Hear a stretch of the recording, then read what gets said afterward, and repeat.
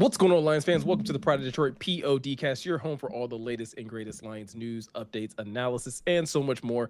I'm your host, Miko, joined once again by my amazing co-hosts, both Ryan Matthews and Jeremy Reisman, but we're going to get to you guys in a second because we have some pretty interesting things to talk about in today's podcast. We are going to be recapping some of our other big takeaways from week 3 of OTAs. Frank Ragnow recently talked to the media, and we finally got some insights into what all kind of transpired with his retirement.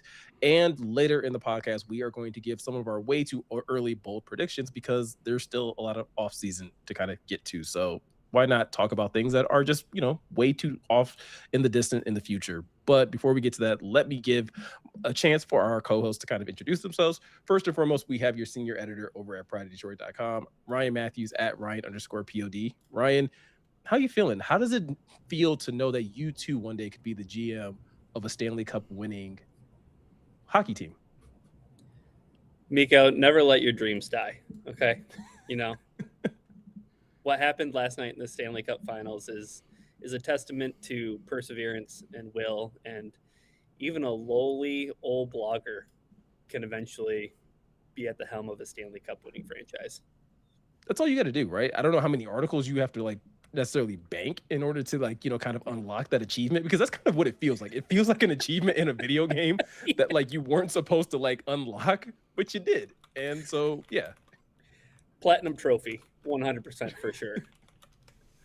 Also joining us is our editor-in-chief over at prideofdetroit.com, as well as beat writer for the Detroit Lions, Jeremy Reisman at Detroit Online over there on Twitter. Jeremy, how are we feeling?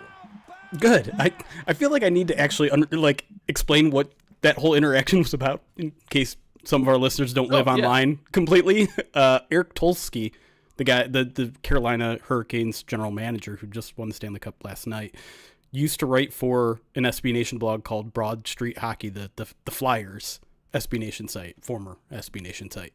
It's a phenomenal, incredible story. And yeah, I mean, let's be honest, my money, if anyone becomes a GM on our staff, it's Eric, right? He loves the draft more than anyone. I certainly couldn't do it for my disdain for the pre-draft process, but that's such a trading bummer. down, the fact that every team would already know this guy's going to come in and immediately want to trade down every year. Yeah, you know what? I'm putting the NFL draft on auto draft. We're trading down or just drafting from the consensus big board. That's all we're doing. Guys, we're really worried about getting a running back. We got to get in front of Detroit here. No, we don't. No, we don't. No, we'll be fine, guys. Trust me on this. No, you do not. The thing that we would be robbed of, though, is that when there would be that eventual parade down Woodward, I would want to be in the crowd with a just a poster board that says "Nice job, Sean." That's another great inside joke for the people that actually go to our website. There you go. I don't know. It's something cool that our listeners can now aspire for, our young listeners, right? If you want to one day write for prideofdetroit.com, don't just stop at being a writer. Don't stop at being the editor-in-chief or the senior editor. You too could be the general manager of a hockey team. Yeah. You just got to write enough articles. That or you're going to create the next NFL combine stat that everyone uses. See? Shout out to Kentley all Planet. Around.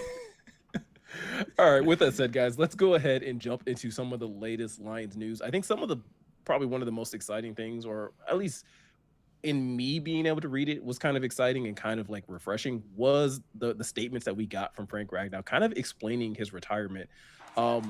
Granted, obviously, Jeremy, there was a good portion of the fan base that was kind of divided about Frank's retirement. There were some people that were very upset. There were some people that were pretty understanding that, hey, he suffered an injury. It didn't quite work out. But finally getting a chance to hear it from Frank on just how everything played out, what was kind of some of your biggest takeaways and feelings from that? Yeah, I mean, first of all, it was just great to hear from Frank. That was an event that was in Lake Orion, which is quite a far way away from me, but I wanted to make sure I went there just for a little bit of closure, right? Sure, I could have sat at home and waited for the quotes to come in from the other people there, but in essence, as a fan, I wanted some closure too, and I think it was closure on his part, finally kind of getting it off his chest, although I will say we weren't really supposed to ask questions about his retirement. Like, the PR people came in and be like, hey, don't ask about this, don't ask about that. This is exactly how I predicted it was going to play out, by the way. I think during the midweek mailbag break, where it's just like, yeah, don't talk about this, don't talk about this. And then like one or two of the reporters like almost immediately jumped to it. And to Frank's credit, like, he talked about it in a way that didn't feel like he was being ambushed. He didn't, he didn't seem annoyed by the questions. Like I said, it almost felt like maybe it was a little bit of catharsis for him to finally get some of this off his chest. And the word that he kept going back to time and time again during the 15, 20 minutes we had with him is guilt. He kept bringing up guilt, how guilty he felt. One, after he retired, sitting home and, first you couldn't even watch football, and then he started watching and saw Jared Goff get sacked all those times, and he felt guilty that he wasn't out there. And then he admitted he felt guilty about the way the whole thing played out because, as some fans have pointed out, and maybe it's fair, maybe it's unfair, like, he did kind of leave them in a lurch a little bit with the timing, right? He retires at the end of June or end of May, I think. Lions don't have time to replace that, but he also said, believe it or not, I didn't want to retire in the summer, but it was something he was trying to will himself to play. I don't think he wanted to quit the game of football. And I think that helps put everything into perspective a little bit about why it was so shocking of a decision at the time, because we had heard a year before, like, no, I don't want to retire. I know you guys keep talking about retirement. I don't want to retire. And so he's pushing himself all the way until May and, thinks he can push his body to do it until his body eventually says no, like, you can't do it. And I'm sure that wasn't an easy decision for him to make. Like I said, he carried and maybe still carries a lot of guilt of what that did to Lions fans, what that did to the Lions organization. And then obviously the attempted return was all of those feelings coming back, right? The overwhelming guilt, the missing of football, that, he does or did want to really play the game. But, the tragic part of all that is this wasn't just like an injury that was lingering and he didn't know about. This was an injury that he suffered days before his physical. So this return almost happened. It was very close to happening. And because he didn't know what a soft tissue injury felt like, he'd never dealt with a soft tissue injury in his career, despite all the injuries he did play through. He didn't know what a soft tissue injury felt like. And so a grade 3 hamstring tear was nothing to him. He's just like, I don't know, it hurts a little bit. And so, it's the tragedy of it all. But it was, like I said, it was cathartic. I thought Frank, as always, handled himself with class. Even some of the tougher questions he answered honestly, he answered without hesitation. And, I never lost any respect about Frank, given the whole ordeal, but I feel like I might have gained even more respect for him after that event. Yeah, Ryan, that's where I was going to toss it over to you, is like, after reading some of the comments from Frank, like, where do you kind of sit when it comes down to a respect for a player like that? Because I'm kind of in the same boat as Jeremy, where, like, I never really lost respect for Frank Ragnow, and I honestly didn't blame him whatsoever in regards to both the retirement the first time and then having to, like, try to come back and then still having to basically, like, go back into retirement, understanding that these things kind of just happen. But to hear a guy who clearly not just loved the game, because I think there's plenty of football players that love the game of football. There's plenty of guys that love their teammates. There's plenty of guys that maybe love the city or the team that they play for. But, like, a lot of what I picked up from Frank as well, Jeremy, when he was talking about this, was like the feelings that of like letting down the fans. And, like, let's just kind of be honest, guys. Like, there's a good number of players that are like, the fans are great. Like, hey, we love them. But at the same time, like, it's kind of like, sometimes fans are further down in the pecking order. So to have a guy be so upfront about, like, I feel bad for letting those people down. How does that kind of sit with you?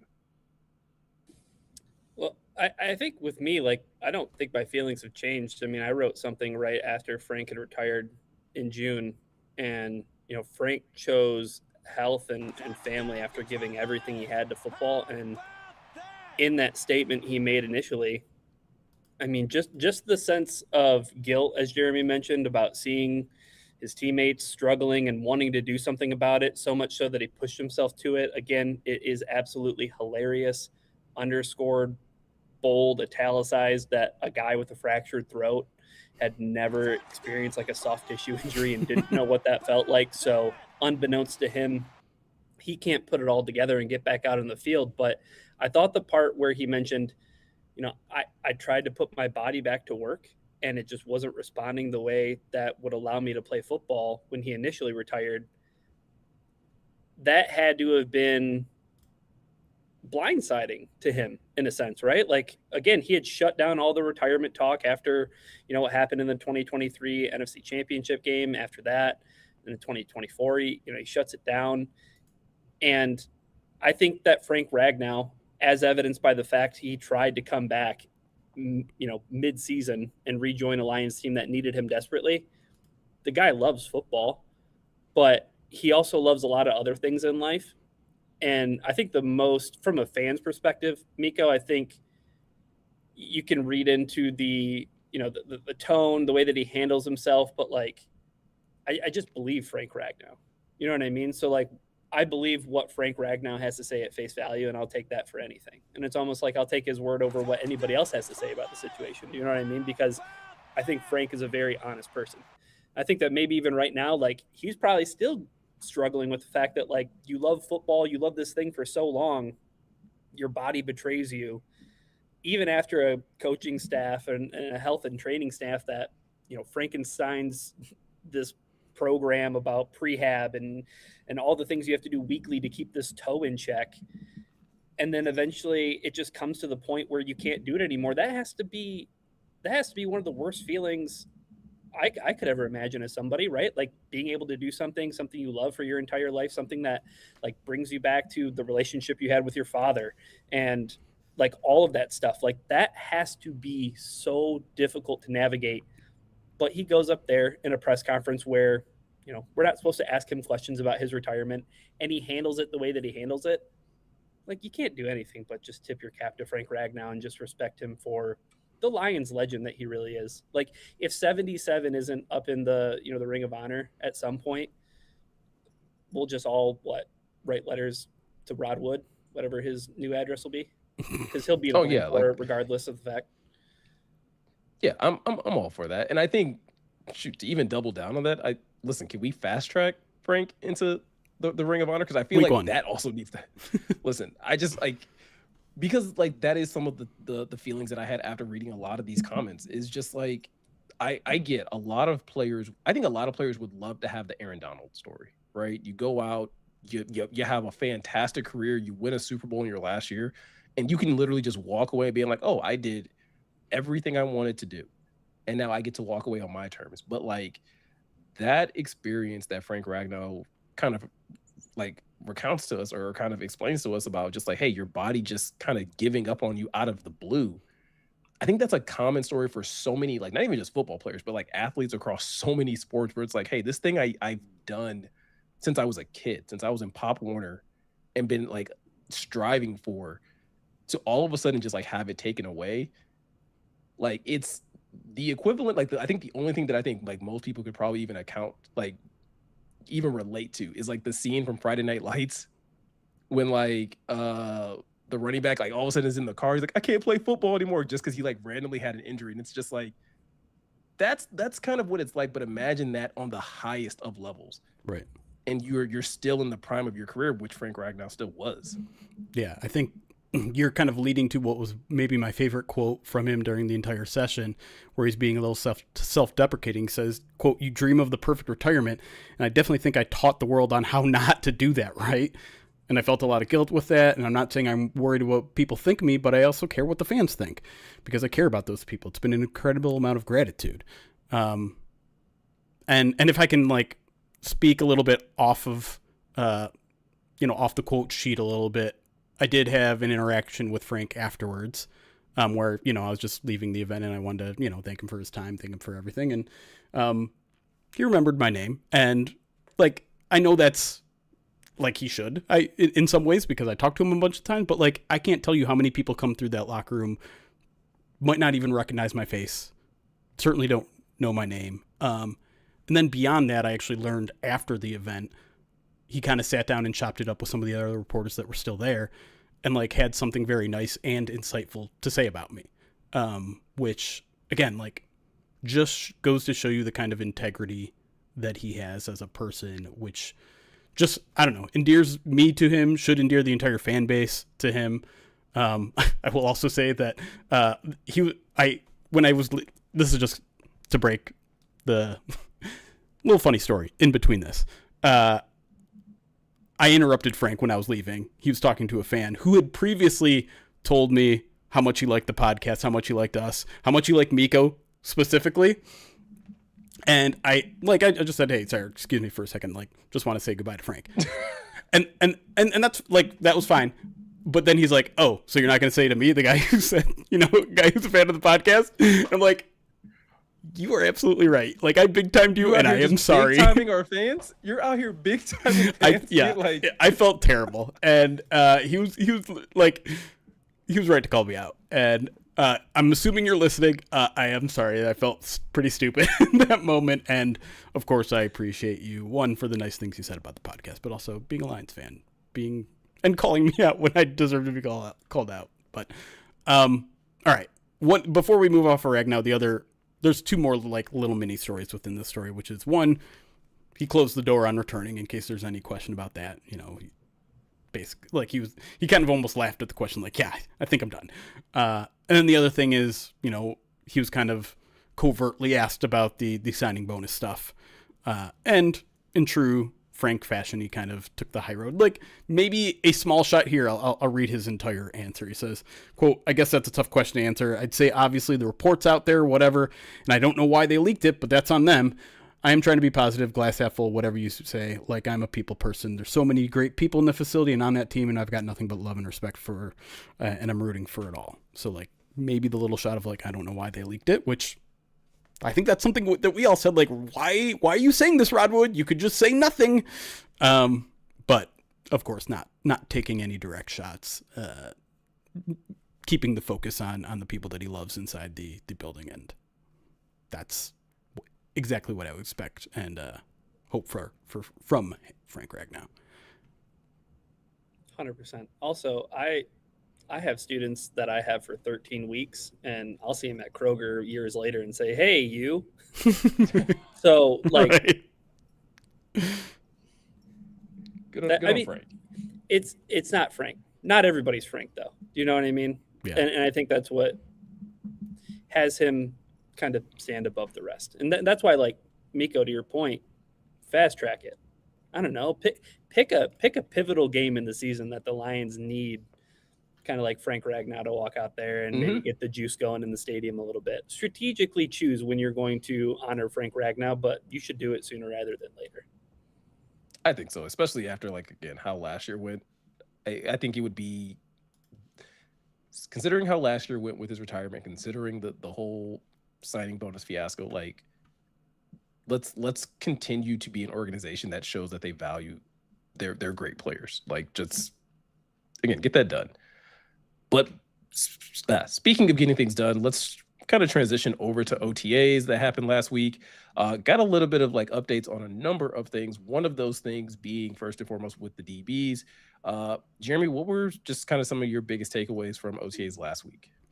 Well, I mean, maybe the newsiest item was when I asked about Brian Branch, and just, considering we had seen some positive news out there about Daniel Jones and George Kittle, like, is there any chance that Brian Branch has kind of one of these faster than expected returns? And while Dan Campbell didn't give an outright no, he certainly implied a no in terms of expecting to have Brian Branch ready for training camp at any point in training camp, which essentially means, like, at least the first month of the season, maybe a little bit more than that. Dan kind of joked at me and said, let's set the bar at December, and anything before that is unexpected and is gravy. That way you guys don't need to keep asking me all the time. I think that was the point. I don't think the bar is necessarily set at December, but I also don't think it's not, I don't think that's out of the question either.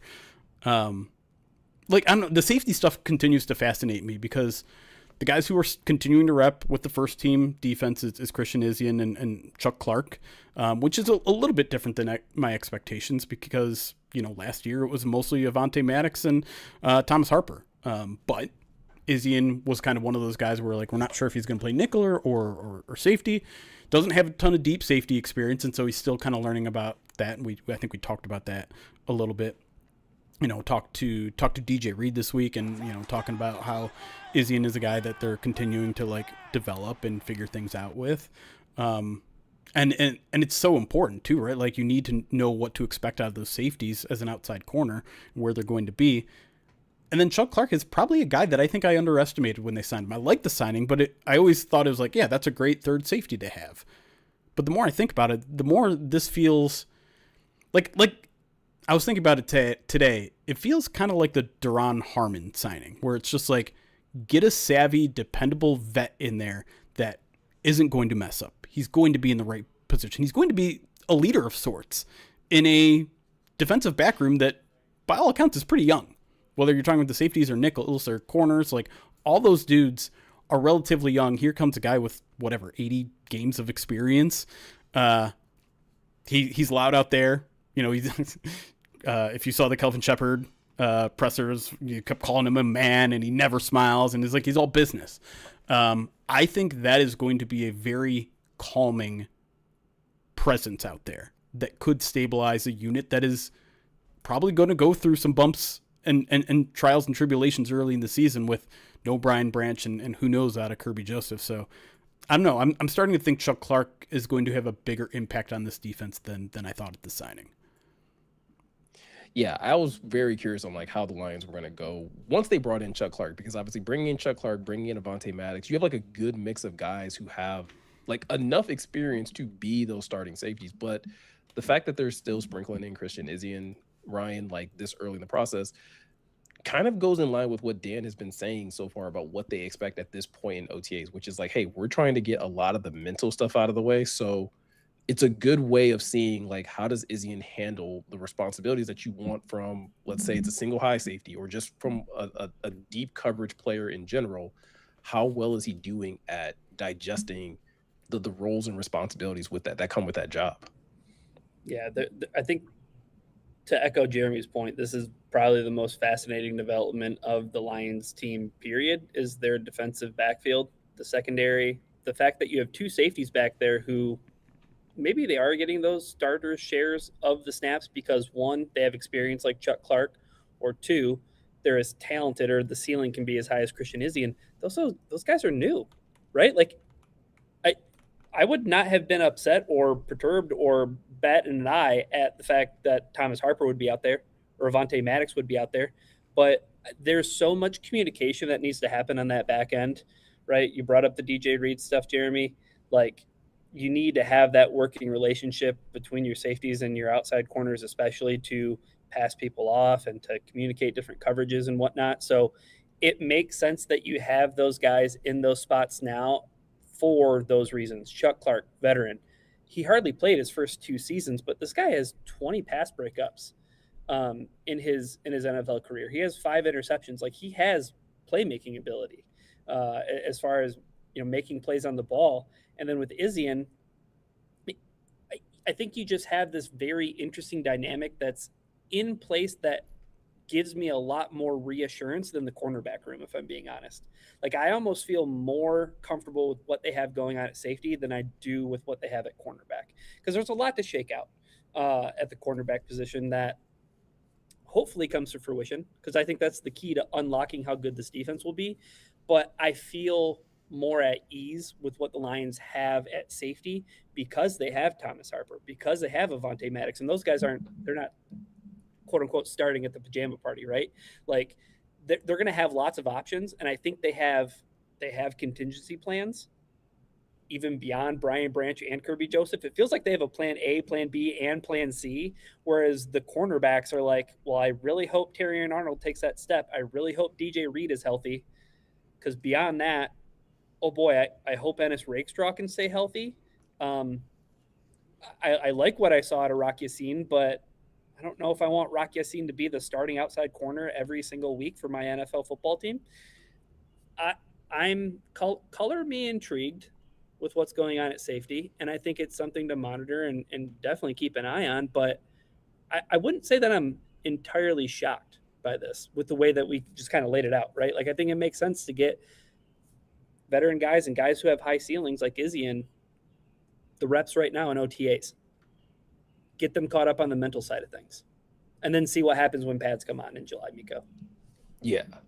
Jeremy, considering that, like, considering what Ryan just said about like having more confidence in the safeties than maybe the corners, does that kind of like make more sense of Kelvin Shepherd's willingness to commit to like probably playing more nickel? Or do you think that still has more to say about the linebackers in the loss of Alex Anzalone, that they're willing to probably play a little bit more nickel in 2026?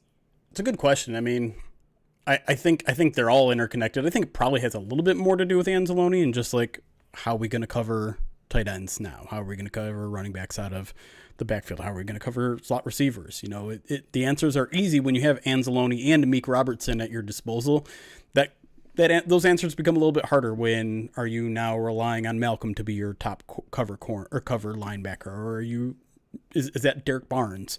Those are two guys that certainly need to take big steps to do that, but fortifying that nickel position, maybe playing more two linebacker sets is also a way to solve some of those issues. If you have faith in Roger McCreary, if you have faith in Keith Abney, or maybe Izzy drops down and is your nickel in some situations. We mostly saw him at safety here during the spring so far, but I don't know. Like, I think I do agree with Ryan's overall point. I think there is reason to be a little bit more optimistic about your contingency plans at safety than your contingency plans at corner. Because I do kind of want to talk about some of the outside corners because I talked to DJ Reed. We had Dan Kimball make some comments about Ennis Rakestraw with Reed. You get in a risk of like blaming everything on an injury last year, but that was like a very serious hamstring injury that he suffered. Like, we all saw how hurt he looked at the time. He was saying how he nearly thought he was going to head for surgery. A little bit surprised that he came back after a month or two and didn't look the same. And I think we can all agree that he didn't look the same. And he said, I'm watching the tape and, my form's right. Everything's right. I'm doing everything, the way I did before, but guys are just a little bit faster than me right now. I don't have that explosiveness now. And I think that's relatively accurate of what I saw. The question, though, to me is, can you move past that? With soft tissue injuries, like, they're tough. They're things that don't necessarily completely go away. And the way he was talking about it was, this is something I still have to prepare for. This is still something I have to prehab for. This is still something that I have to make sure doesn't come back. And that's not going to be easy to do, right? Like, re-injuries happen. Like, severe hamstring injuries are tough. We talk about, the recovery from some of these majors, the ACLs, the Achilles, but like, hamstrings are a bitch, man. Like, that's something that I think I'm going to be monitoring all year as something that, like, he says he's fine. He says he feels like 100%. He did his stem cell stuff, all that sort of stuff, which is great. But when he mentioned that that's something like you still have to kind of consider, you still have to kind of work towards, that's where I'm like, let's hope all that stuff works, because hamstring, I feel like there's, I don't have the data handy, but I feel like there's a pretty high re-injury rate with hamstrings. So that's something to keep an eye on with Reed. Yeah, Ryan, I feel like that's where, as a coach, Kelvin Shepherd has to not just like game plan for the opponents, but you have to game plan around your players. If you have a player that's, again, if DJ Reed is saying this to the media, I'm hoping he's being even more candid and even more open with his coaches about what he can and can't do.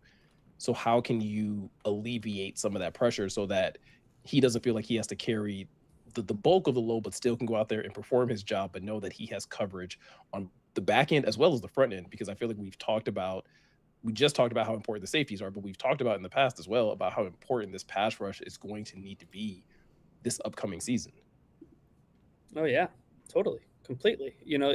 It's such a symbiotic relationship that you have to have one in order to have a chance at the other. You know what I mean? And it feels like if the Lions can finally marry that, then they'll be in a good spot. And DJ Reed's health is so important because, correct me if I'm wrong, but I feel like it was the biggest outside splash that Brad Holmes has made in his tenure as GM, as far as like dollars in free agency to an external free agent. Yeah.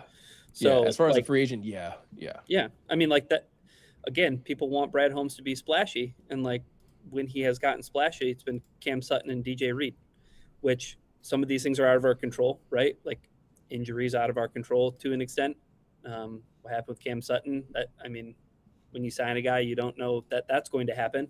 So, I don't know, maybe put that in your buyer beware when you want Brad Holmes to unload the clip and get nuts with it. Sometimes it doesn't always work out in its best way. I think for me, going past OTAs though is going to be like Ennis Rakestraw. I think Ennis Rakestraw is probably the most interesting case study for the Detroit Lions, because to your point, Miko, if DJ Reed can't go, you have Rock Yassin, but we know what we have in Rock, right? We know what kind of veteran play he's going to provide. Ennis Rakestraw has every opportunity to make himself a very valuable football player and make a lot of money. Like if DJ Reed can't go, if Terrion Arnold can't go, and both these guys are dealing with things, right? Like we're not seeing all of Terrion Arnold out on the field at OTAs. Yep. DJ Reed is coming back from the soft tissue injury. If Ennis Rakestraw can rise to the challenge and be that first guy off the bench, and for whatever he needs to do, for however long he needs to do it, then that makes you feel a lot better. But like, do I think that's going to happen? I haven't seen anything to prove that scenario could eventually play itself out, Miko, but that's where I feel is one of the biggest wild cards for the Detroit Lions, is a cornerback who isn't starting right now. But I feel like you might need to rely on him. For sure. But I feel like even for Ennis Rakestraw, though, like we've gone from a point where when he was drafted in the same draft as Terrion Arnold, where it's like, oh, maybe this is the future CB1, CB2 of this football team, to like, we're at a point now where a good season, in my opinion, for Ennis Rakestraw is like, if you can give Rock Yassin type performance from last year, where, hey, when given opportunities to start, you come in and you hold your own and you're healthy and you contribute. It's essentially doing what you just said, Ryan. Like, get yourself to a point where you can make yourself valuable this offseason, so that the Lions feel like, hey, even if it's not a long-term commitment, maybe they're just like, hey, we're willing to run it back one more year with you, in the same way that they did with Rock, the same way they did with Levi. There was another corner, I feel like there was a couple years ago, where they were just like, hey, like, you had a great season. We want to make sure and see, like, is there still proof in the pudding? And so, like, that's, I think if you're the likes of Ennis Rakestraw, and even if you're the likes of the Lions coaches, Jeremy, like, that has to be the mindset when it comes to him, is like, can we get him to a point where we know that he is valuable and reliable depth for us?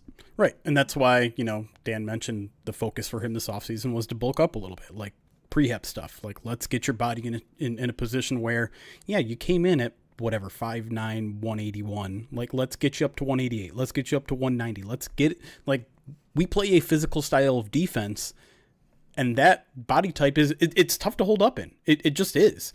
You can't make him structurally bigger, but like you can make him functionally a little bit bigger. And so Dan, in the kind of modest way he's been doing, hyped him up a little bit and said, like, look, listen, everything we've thrown at him in terms of just, first off the rehab from what was it, the shoulder or whatever it was. But beyond that, like the strength training, the working with our staff, the being here all the time, going through OTAs. Like, he was at every single OTA. And then, of course, it was ironic the day he gets asked about Ennis Rakestraw, he's sick and not there. But I don't want to like say that I'm skeptical, even though maybe that is the right word. Because this is the time of year where it's just like best shape of your life. Like, oh man, did everything. I've never been faster. I've never been bigger. I've never been stronger. Sure. Great. That needs to hold up. And I'm not saying Ennis can't do it. Who knows? I don't love giving people the injury prone label after 2 years. And I know, he also dealt with some stuff in college for sure. But I think we're too quick to jump to that label. But at the same time, like, yeah, Ennis has to show that he can stay on the field for like at least 15 games this season. And I almost want to say it doesn't matter what he actually does on the field. He just needs to stay on the field. It's not quite true for a second round pick, but it also, in a lot of ways, it's also going to feel like his rookie season with how little playing experience he has. Yeah. I did want to say two things. One, because I know someone's going to say in the comment section, Ennis Rakestraw's 5'11". before someone jumps in and be like, he's not Thank 5'9", he's 5'11". But like, I think to your other point though about like what word to use, I know some people might buck at that, but I mean, when a guy hasn't played or has played as little as Ennis Rakestraw has, I don't know if there's a better word other than skepticism. Like, it's just, we haven't had a chance to see it. So to your point, to be this far into your career and to have supreme optimism when you have yet to be able to be on the field enough to properly evaluate, yeah, that's going to come with a little bit of skepticism, Ryan, right? It is.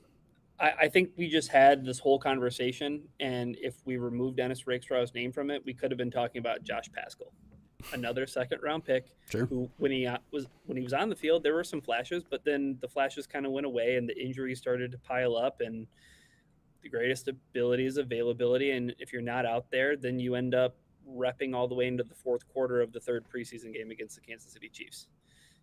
And Rakestraw is going to be in that position next year if something doesn't happen this year.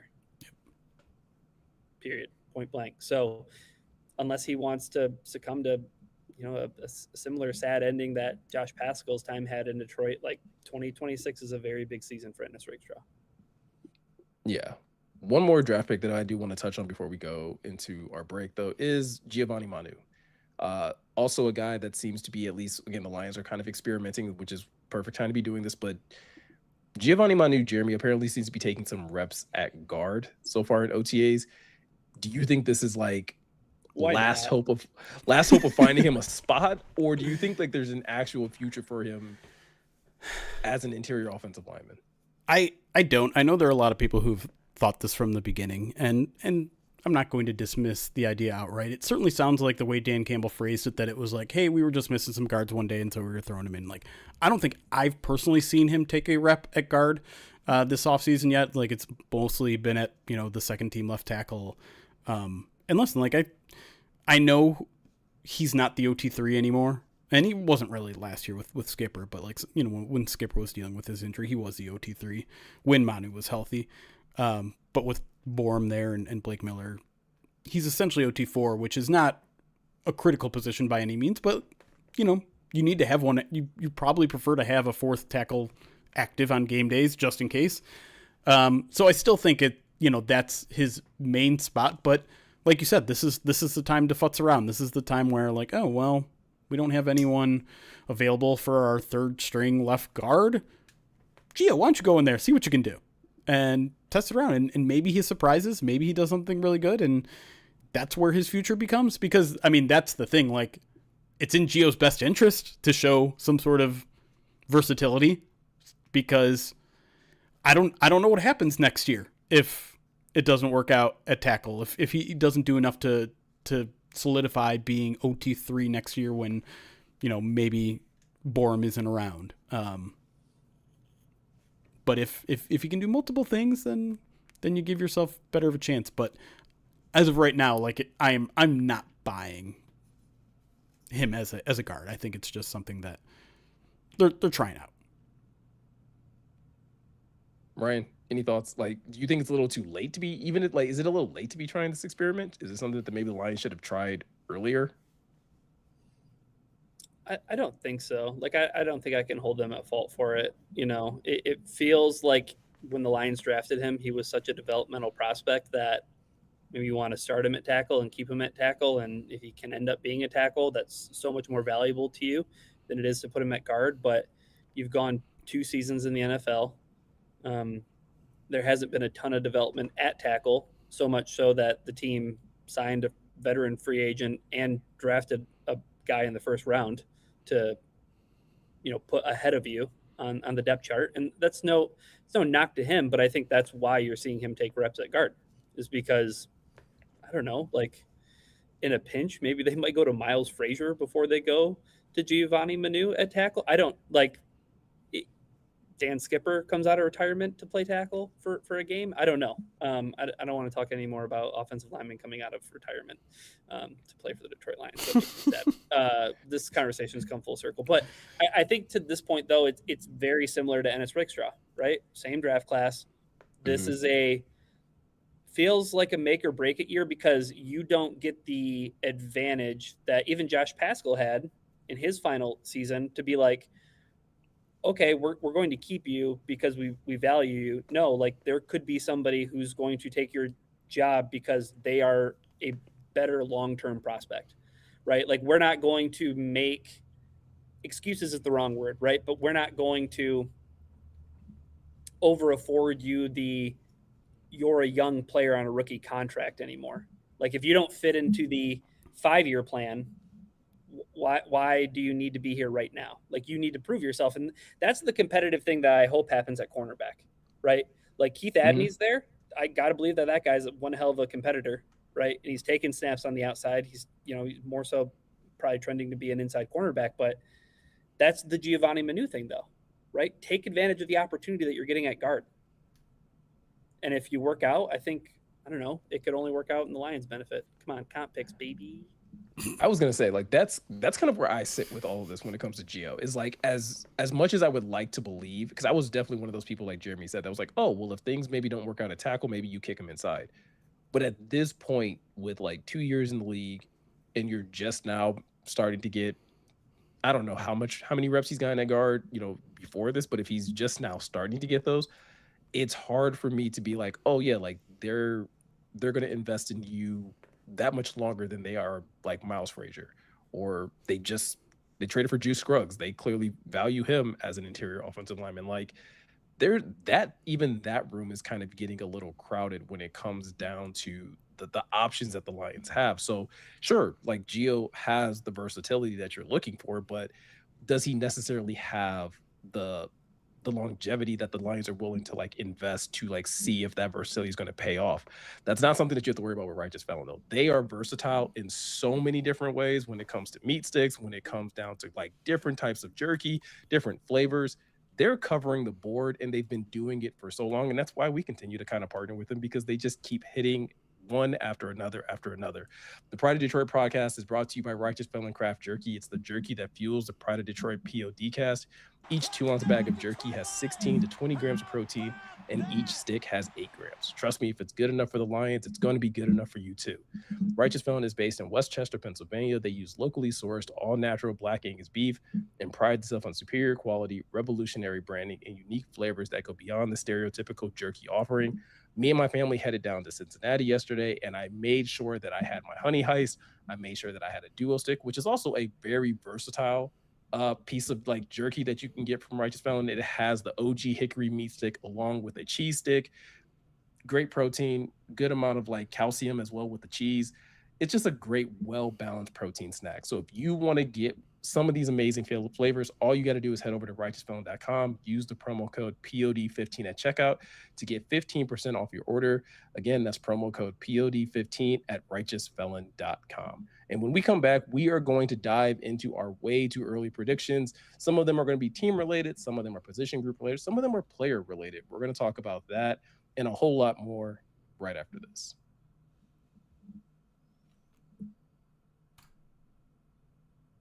All right, we're on break. All right, I'm having some sort of trouble with Streamlabs. Big surprise in showing the alert. So if there's been any alerts on YouTube, I'm not going to see them right away, but maybe someone on YouTube can let me know if there's been anything. In fact, I am seeing YouTube comments. For some reason, I have to go straight to Twitch for the alerts over there, and I don't have that source for YouTube right now. So we'll get through the alerts there. We'll answer some questions, hang out with our live chat. I see Snoots is trashing Bucky's Beaver Nuggets, so we'll get to that, I'm sure. Drop your location right now. Oh, no. Oh, no. Is that Morgan or Miko?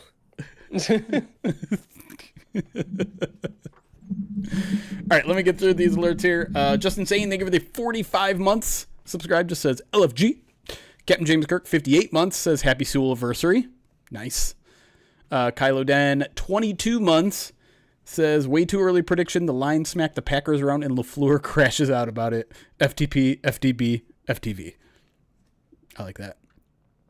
Captain James Kirk, 25-bit, says week 2 of me requesting a Miko emote.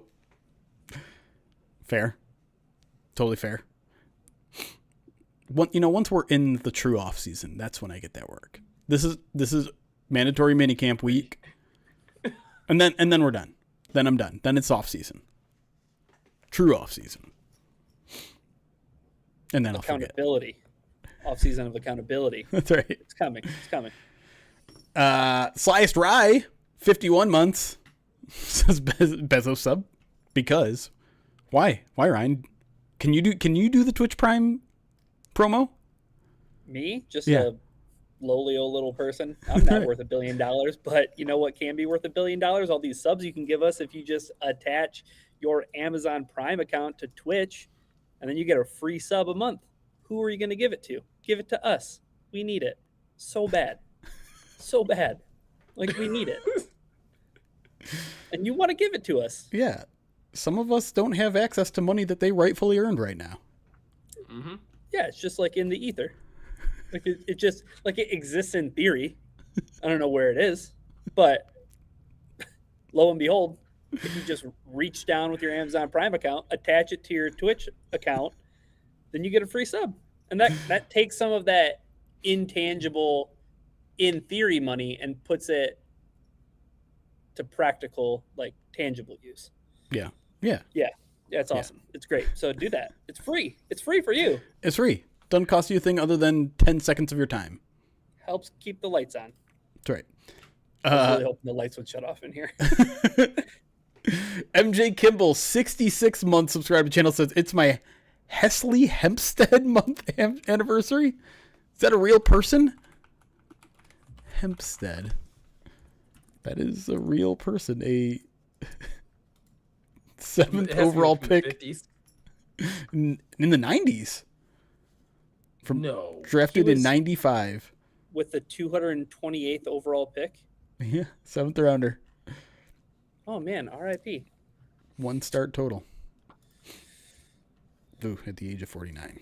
Too young. That's too young. That's sad. Daskib, 56 months subscribed on Twitch. Appreciate you. Ice Cecil, 55 months subscribed using Twitch Prime.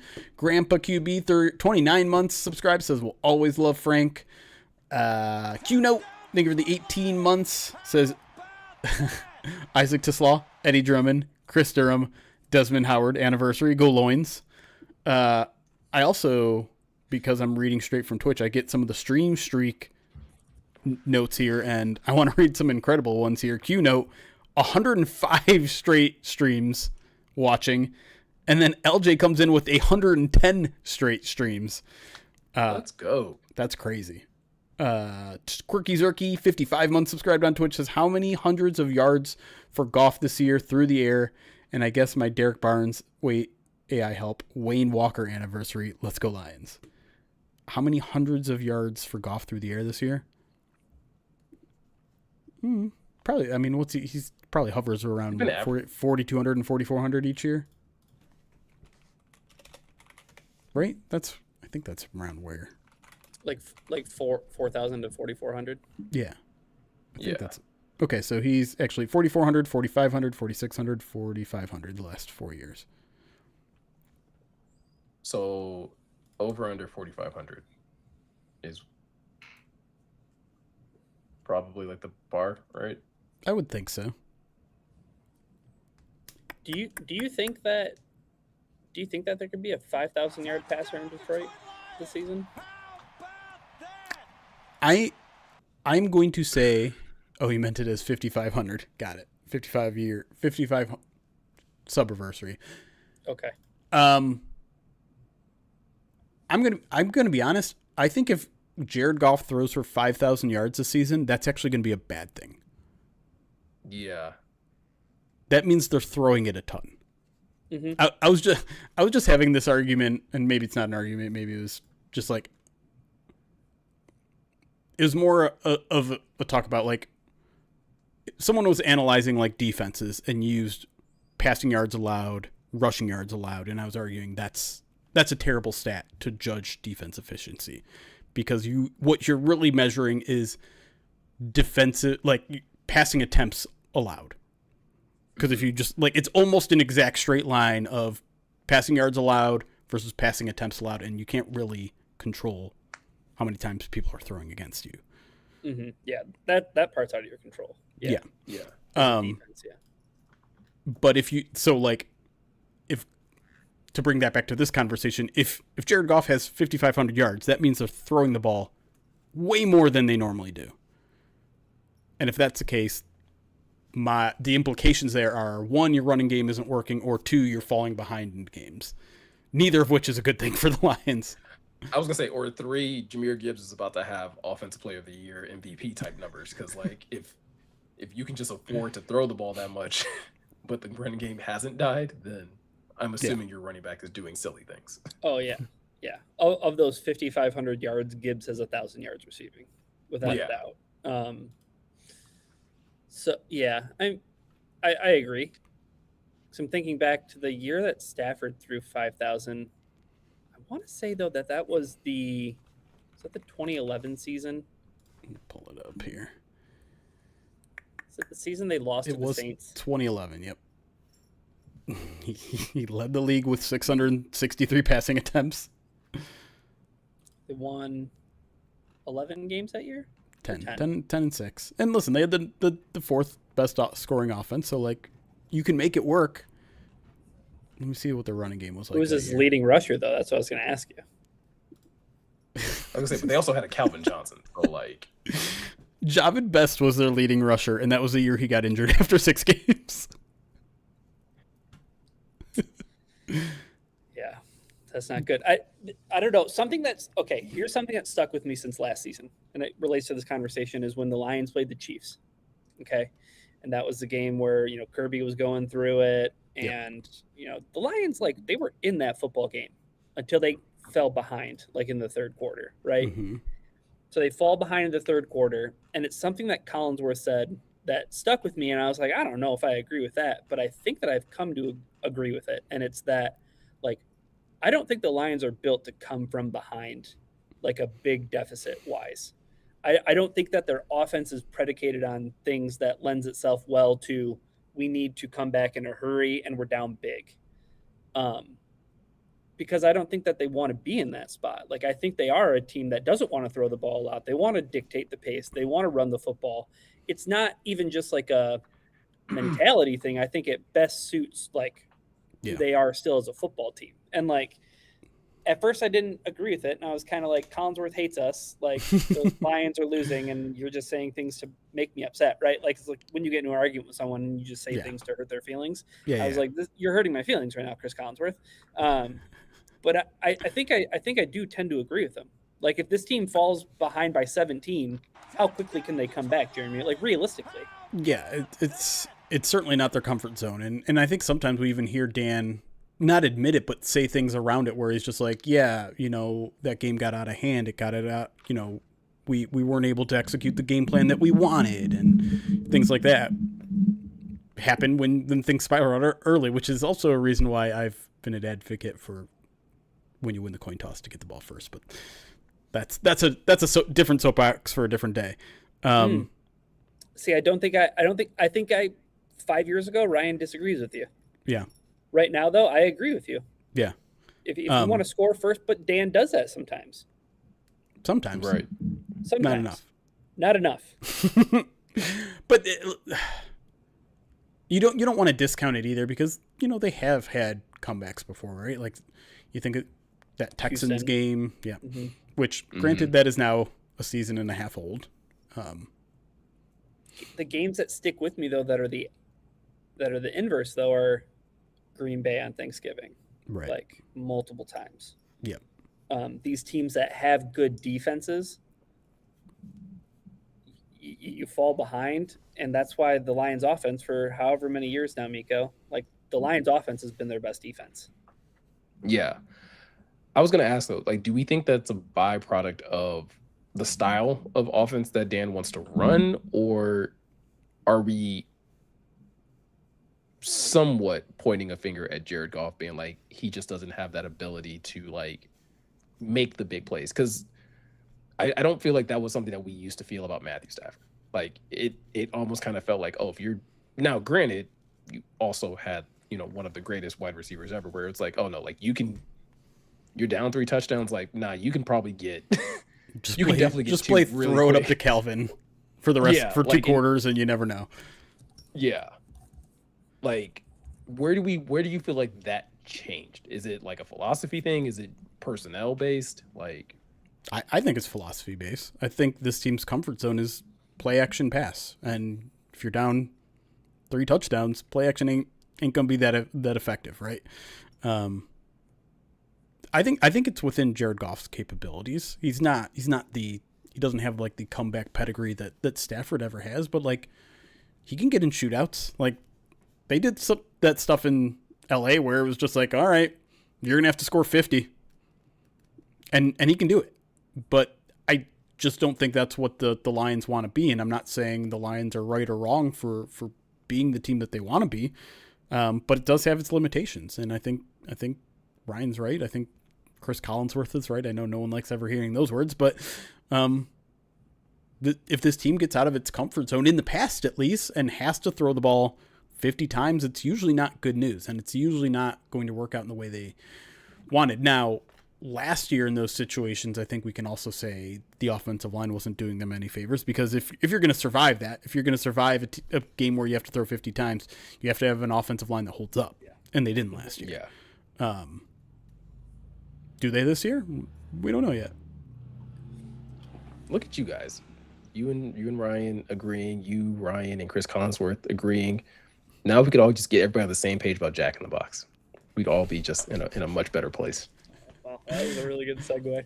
Are we going to jump into that? Do you want me to finish finish the your alerts alerts before you get into your Jack in the Box review? Some of the greatest tacos out there. Yeah.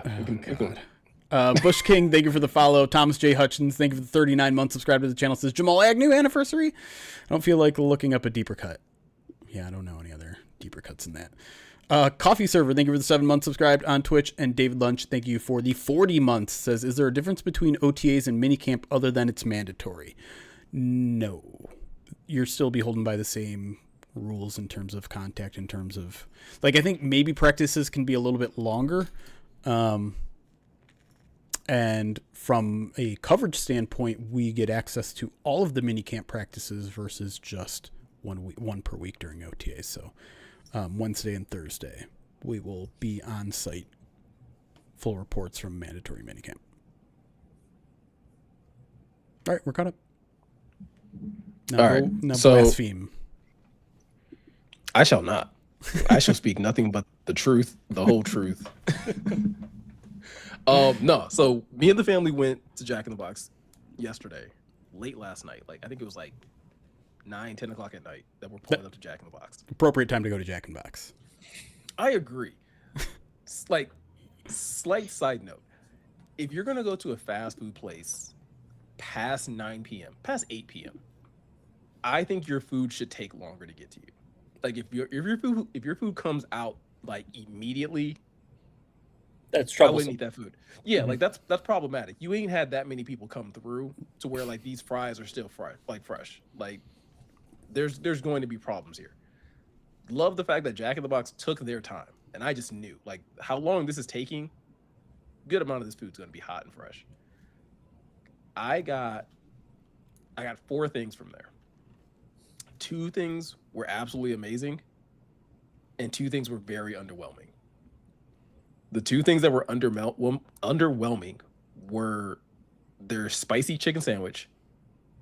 It's very Raising Cane-esque. Like, wait, isn't that that's also hard? It's also hard to hit that, right? Because like the bar is so high, like you know what like the peak tastes like. So it's like sure, but like for example, like for me, peak is Chick-fil-A, and then it's Popeyes.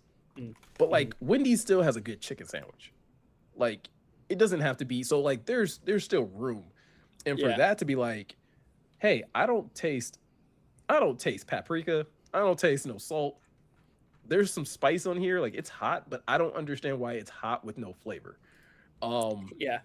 These are chemicals that are burning my tongue. Yeah, I don't like that. And then I got onion rings. I love a crispy onion ring. Who doesn't? So yeah, Jack in the Box has like texture wise, great. Same issue though, where it's like, hey guys, salty onion rings, like just a quick little sprinkle of salt, and these would be fantastic. Those two things, underwhelming. The mini tacos and the 2-for-1 and the buy two tacos for like $1 or something, fantastic. And they were even better once I dipped them in the avocado lime sauce. Like those are for a basic taco that basically just has meat, lettuce, and a slice of cheese. Thank you for clarifying what kind of cheese. Like those are good tacos. Like I can't be mad about that. I mean, sure, with all those qualifiers, that it's cheap, that it has disgusting ingredients, it's good for that. I agree. Well, that's why I want to ask the question. Like, can we treat these tacos like we treat Little Caesars pizza? Like we know what we're getting. There's value there. Okay. Like you know the agreement that you're entering into when you go into Jack in the Box and you're ordering tacos. The value and the bang for the buck. Like I'm not going to Little Caesars because I'm not expecting grade A pizza. Yeah, no. I'm hungry and I have $5. Give me a pizza, or at least used to be. I have $5. Give me a pizza. Still to this day though, I can spend $22 at Little Caesars and we have dinner tonight and we have leftovers for lunch tomorrow. Like we have 2 meals on lock for 5 people twice. Like that value is not happening in many other places. But like I could feed my family on Jack in the Box tacos, Miko, for the low price of, I don't know, like $15. $10? Yeah, $10 because I don't know if I necessarily want leftovers. Sure. Of the regular tacos? No. Of the mini tacos, I'll get back to you guys later tonight. Because I got some mini tacos that I can't wait for that. The day out Jack in the Box tacos. I can't wait for that. If you can bring those back to life, then that unlocks a whole nother level, Jeremy. They're cheap now, but you're going to be paying for them later. There it is. I haven't. I knew what I was signing up for. The thing that I find that's funny. So I did a review and posted it on IG and TikTok. I expected that video to get like very little engagement. I had checked like earlier this afternoon. That video had like over 1,000 views on TikTok. Had like 40 something comments. Like people are going in about these tacos. Let's go. Miko, people don't want to know about how you work out. They want to know what you indulge in. Literally, that's what my wife said. My wife was like, well, apparently people want to know what you're eating. And I was like, I guess so. Don't hate the player, hate the game. Listen, Jack in the Box had a moment in my life. It is long gone. When I was living in LA. Sometimes you need to go back to that good thing, man. No. Right? It's a little toxic, but like it's like a little toxic at times. But it's gonna hit. I will admit, like, there is some nostalgia that, like, I'm looking at their menu, and of course, like the late night menu is what it's like. You're like, oh man, would I try this hot ones? Back through her IG. It's like going back through her IG, and you're like, would I eat? She still look good, but would I eat this Hot Ones munchie meal that comes with a Hot Ones sriracha curly fry burger, 2 tacos, curly fries, and some toy or whatever, and a drink? Yeah, I would pound that, especially if I was under the influence. But I'm also seeing... I love how good my analogy is working. Yes, 100%. But the total calorie amount in this meal is 1,880 to 2,090. Brother, if we were worried about being skinny, we wouldn't be going to Jack in the Box in the first place. Like, I'm just saying. The minute you find yourself texting her that late at night, like you know what you were signing up for. You know this is going to just be a one-way street to something that's not going to be good for you. Dude, looking at this buffalo chicken tater melt, like I don't even know what's going on that. Like there's just so much that's going on. Yeah. Is that a hash brown? Is that two chicken patties? There's cheese, there's bacon. Are there fries that are falling off that? Is it a hash brown? I don't know, but like I think the late night menu is so important to any fast food restaurant because that's when you want it, right? Like if you don't have a good value late night menu. That's what used to make McDonald's so good at the time. Like back when you could just go there late at night with $5 and like you were set. Like 2 double cheeseburgers, a McChicken, and a 4-piece, and you're like, I'm chilling. Like, all for $1. Like, Okay, just build your own munchie meal, Jeremy. Here's what you have to love this. Let me read you what comes into the Hot Ones buffalo chicken tater melt. It's on a croissant, chicken patty, bacon, starting out well, hash brown, Swiss cheese, shredded cheese, jalapenos, cheddar cheese sauce, and buffalo mayo sauce. Dude, it's just a lot. I'd have to maybe make some adjustments. Do they have sliders too?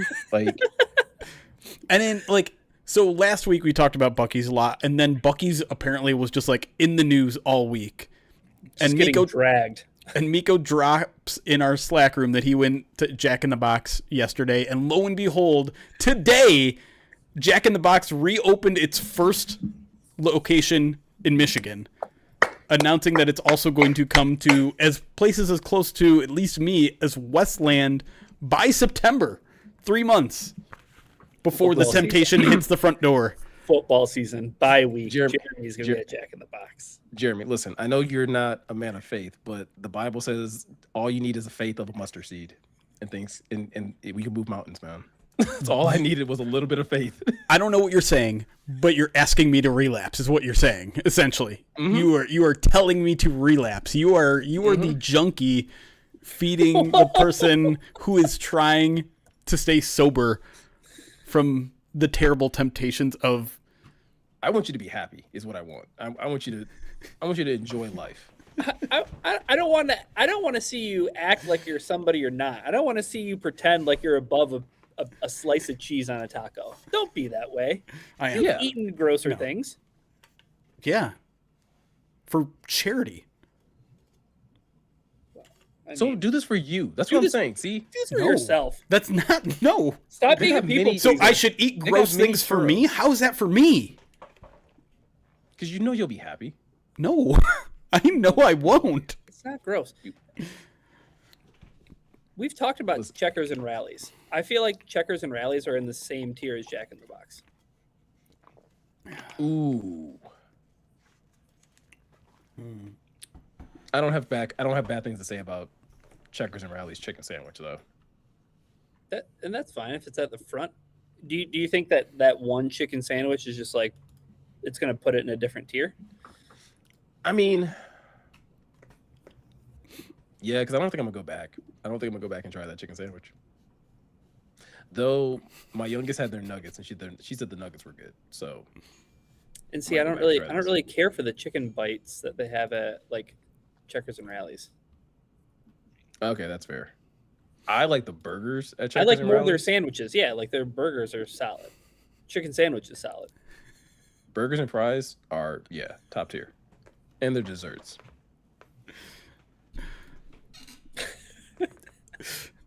YouTube is killing it right now. Chat. YouTube is on a run right now. I can't even see it. I was gonna say I'm trying to make the screen bigger. Garno says Jeremy is currently walking in his own desert, fighting his own temptations. Ryan says Jeremy is trying to go down the path of righteousness. We are only going to lead him down the path that rocks. Yeah, see? And Jay the Happy says Jeremy is going to end up looking like a White Goodman at the end of Dodgeball when that Buc-ee's opens up. WHITE. Dude, Monkey made opens in Michigan. It's gonna be biblical. They're gonna write about the things that I do with that Buc-ee's. Someone made a fair point that Jack in the Box in Westland is going to be open in time for Movember. Well, we know what's going to be on the Wheel of Pain. What would be the most painful thing? From Buc-ee's? Well, I meant from Jack in the Box. Oh. For you? Yeah. 5 of those tacos.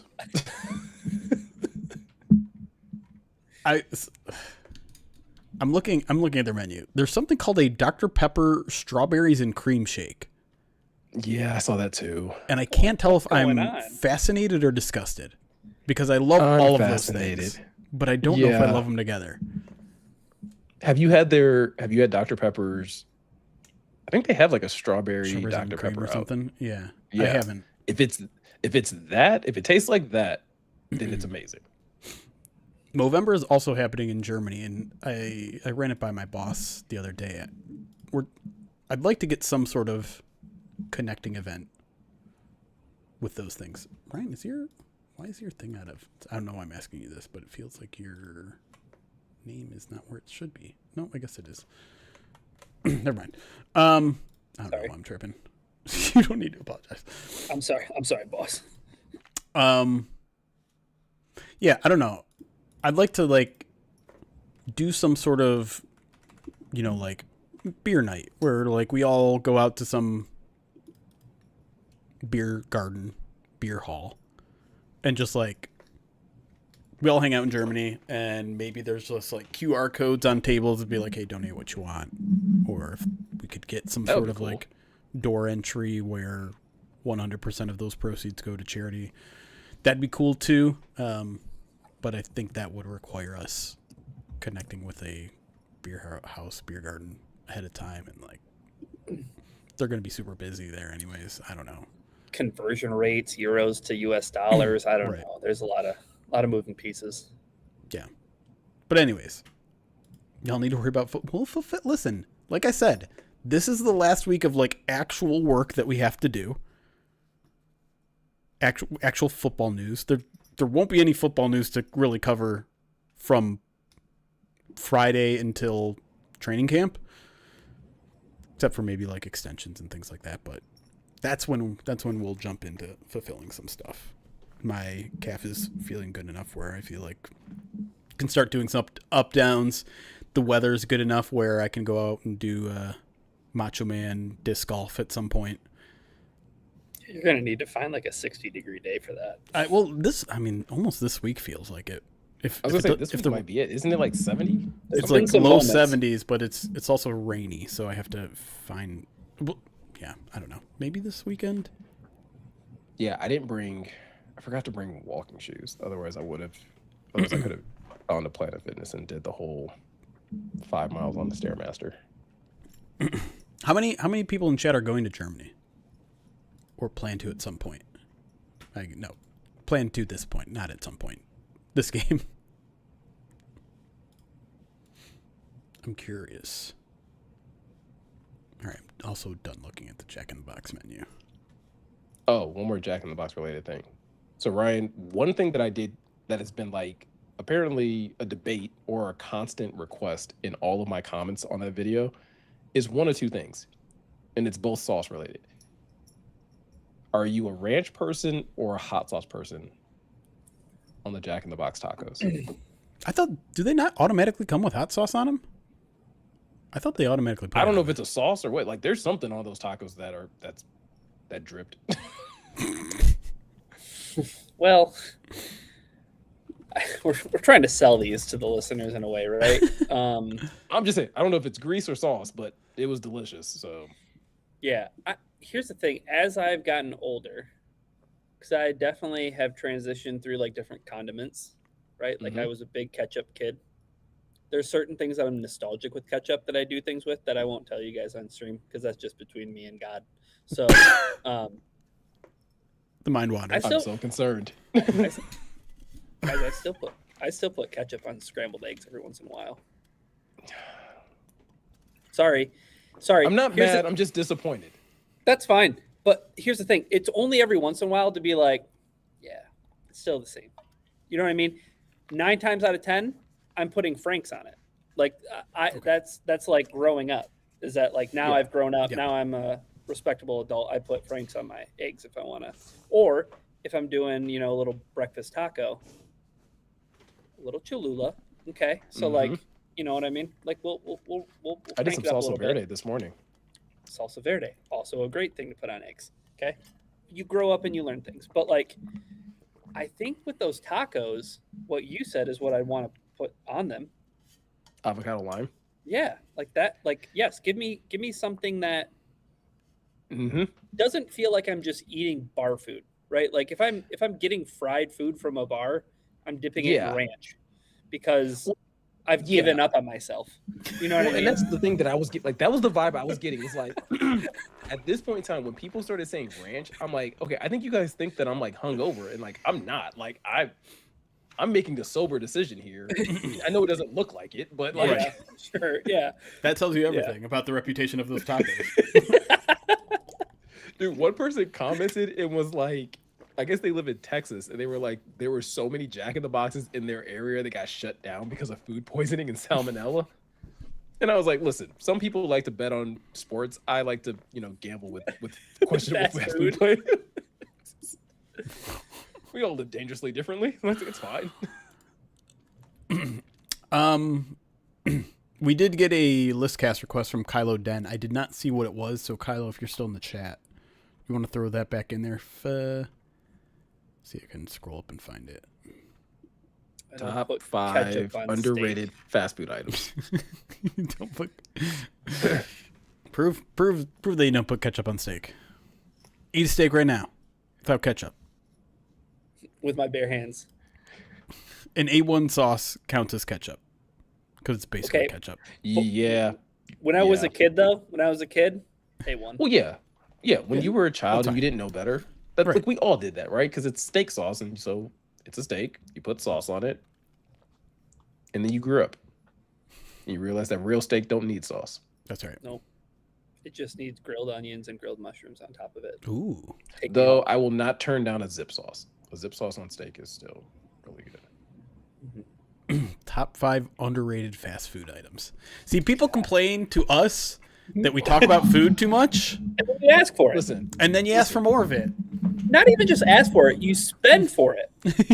You spend we precious give the channel people what points they for want. it. Listen, everybody is looking for somebody that they can talk about food with and just let their inner fat kid just run wild. We're those people. Ooh, the word underrated is tough, though. So I'm assuming underrated is things that either people don't talk enough about or things that people Don't know about?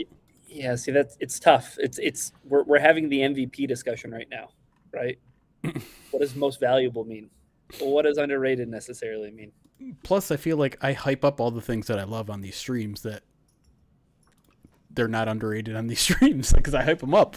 Like, one of the things that just jumped to mind is the Del Taco cheesecake bites. Is that underrated? Because I feel like I talk about them all the time. Yeah, but you how many people? You talking about, I would say, talking about them is one thing. Other people talking about them. Well, I guess I have my number 1 then. God, those things are... Let me just show you what they look like, chat. Look at these things. Fried cheesecake with a little caramel at the bottom. Oh, so good. You can get busy on some of those for sure. Oh, yeah. I need to find like a recipe to make them at home. That's what I need to do. Even though I don't have a deep fryer. Air fry. Gotta be some air fryer recipe out there, right? I like that. I like where your head's at. This is gonna be tough. Actually, maybe not. Let me write some of these down. Is anyone coming close to having their list? I have 2 items right now. Do we want to just do 3 each? No, we can keep it in the spirit of 5. I just added a third one. Okay. Do these have to be active menu items or no? I don't think so. Okay. Looks like a mozzarella stick. How dare you? The hell? Oh, so Jeremy likes mozzarella balls? Oh, these are a good one.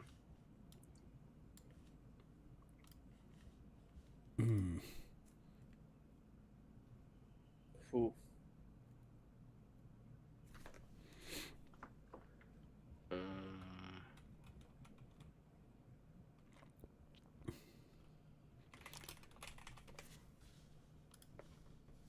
Man, I'm having a hard time because I feel like I don't go to these places too much anymore. Yeah, that's why I said, or I asked if they had to be active menu items, because I'm pulling a lot of things just from Yeah. yesterday. Mm, I'm not going to put mine in any order, though. okay. I have 5. All right. Hit him. Even though I feel like it kind of is properly rated, I think since it's gone by the wayside, it's underrated again. It's High C Orange from McDonald's. That's a great answer. Great answer. I love it. It's lost, and Oh, man. it tasted so different, you know. Dude, back in the day, I went to this basketball summer camp at Madonna University. Okay. And they had like those orange Gatorade containers filled with that stuff. With High C Orange? Yes. Oh my. Lord of the Flies in there, dude. It was, That's crazy. I think about that basketball camp. It was one of the most fun camps I've ever been to. They also had this contest where, like, every morning, if you rise early enough, you could compete in this contest. And I don't remember how much time, but, like, you had to run all the way down court, do a layup, and then run all the way back and do a layup or score before the buzzer went off. And if you did, you got, like, all you got was a thing of Starburst, like a package of Starburst, like a full package. But it was just like, I don't know, something about that contest was addictive. Because most of the time people weren't fast enough to do 2 layups, so you'd have to like make a half court shot on the way back. Oh, okay. Gosh, I wish I could meet one other person that went to those basketball camps and just talk to them about it forever. And see if they had the same takeaway. It was such a, like, I was never even that big of a fan of basketball because as a short guy, like, I felt victimized by the sport in general. But that basketball camp was awesome, and I hope they're still doing it.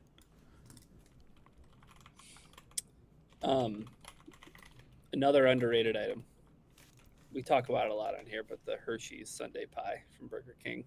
Still, like... Oh, I'm glad somebody put that on their list. I felt like I talk about it enough that... Yeah. Another item that I have from Burger King...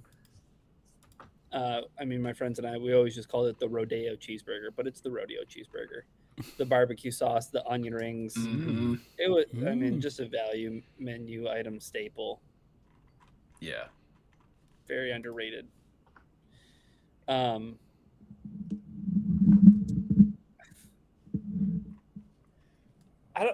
don't want to be judged for this next. So actually, I have a third item for Burger King. It's the Cine Minis. Oh gosh, yeah. Oh my god, I love Cine Minis. That's a good pull. Cine Minis. This is an incredible showing from Burger King. Burger King just sweeping the competition because it had a moment in the 90s. Honestly, and I don't think I disagree with any of your picks either. No, and Burger King's also not afraid to try things. Like, they will throw stuff at the wall and be like, "You guys want a burger that's just like super spicy, and we're just gonna call it an Angry Whopper?" Yeah. Yeah, I'm gonna eat that. For Halloween, we're just gonna turn our buns black. Sure, why not? Yeah. We don't know who asked for this. Somebody's gonna eat it. You guys like to get spooky with your food? Come on down. Yeah. So you gotta love the gumption on Burger King. And it's just a shame that they've kind of just devolved into this meme of Whopper, Whopper, Whopper, Whopper, Sure. on NFL Sundays. So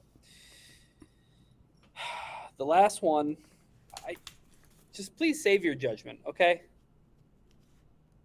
It's Wendy's chili. Ooh. Oh, Miko doesn't like that. Wait. Chili by itself or like... Here's what I would do. You said that we could let our inner fat kids run free. Yeah. Okay. You gave me a license to do this. Mm-hmm. Baconator plus chili, put chili on the Baconator. That's some next level fat kid stuff. What's up, man? Like, it's me. I'm so proud of you. I'm so proud. Honestly, Ryan, you killed it. That was a great list. Thank you. I'm ashamed to have to now make a list.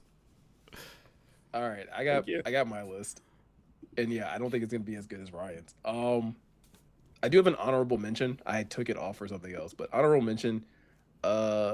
Chick-fil-A's grilled nuggets. Again, I love their chicken sandwiches.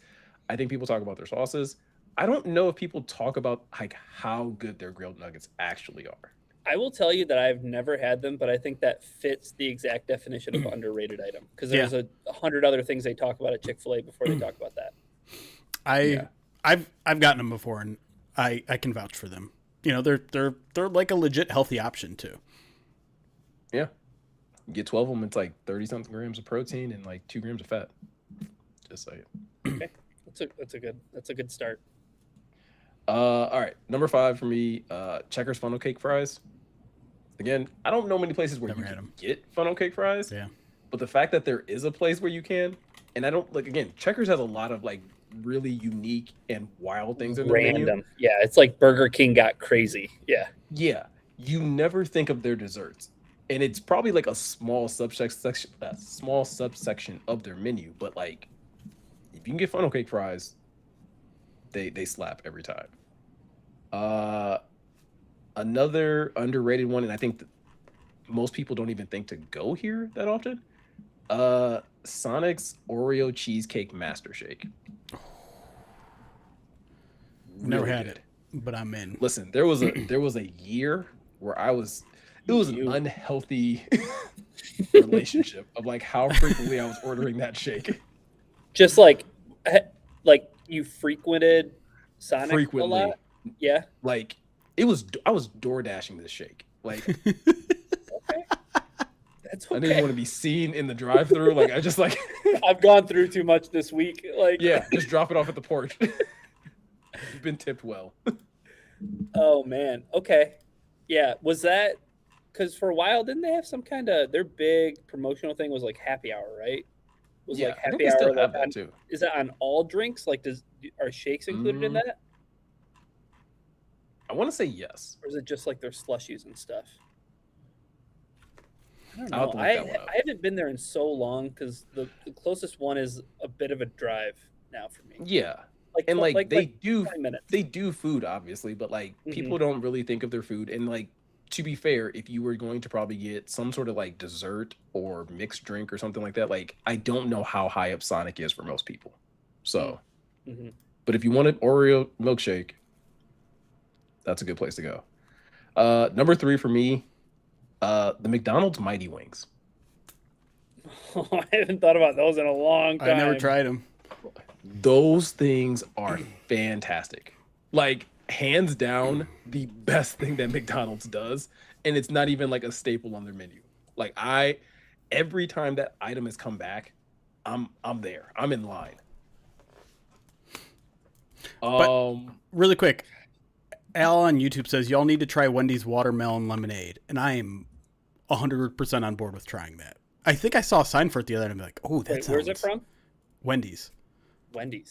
I am a sucker for flavored lemonades. 100%. Like strawberry lemonade is probably up there in my top 5 beverages. Yeah. All right. Refreshing. Number 2 for me, the Arby's mozzarella sticks. Again, I don't. We're not gonna get 5 from Jeremy. They're so good. Like no shot. They're amazing. It's because of what, Miko? Why does Arby's mozzarella sticks clear? So for me, every time I've gotten them, they've always been fresh. The cheese pull is crazy. Great seasoning, and they actually have like a really good marinara sauce. Like it's not too like zesty. I do like their marinara sauce. Yeah. Yeah, it's not too watery. Like it's a good marinara sauce. And then number 1 for me is the A&W corn dog nuggets. That's honestly, I'm on board. I've never had them, but I'm on board. I'm so glad you brought up A&W because I was even thinking about when you brought up Sonic, I was thinking about root beer floats. Like, yeah, who's getting root beer floats these days? And like I do A&W, like, whew. I do every time I go to A&W, I get a root beer float, but like I'm always torn when I'm in the line between getting the 10-piece corn dog nugget or the Papa Burger.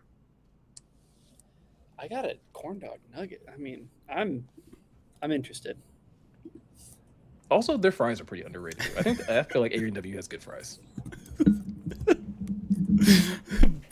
Bada bing, bada boomin' on YouTube says, this dude is high right now. However, he's right. Arb's Mozz sticks clear.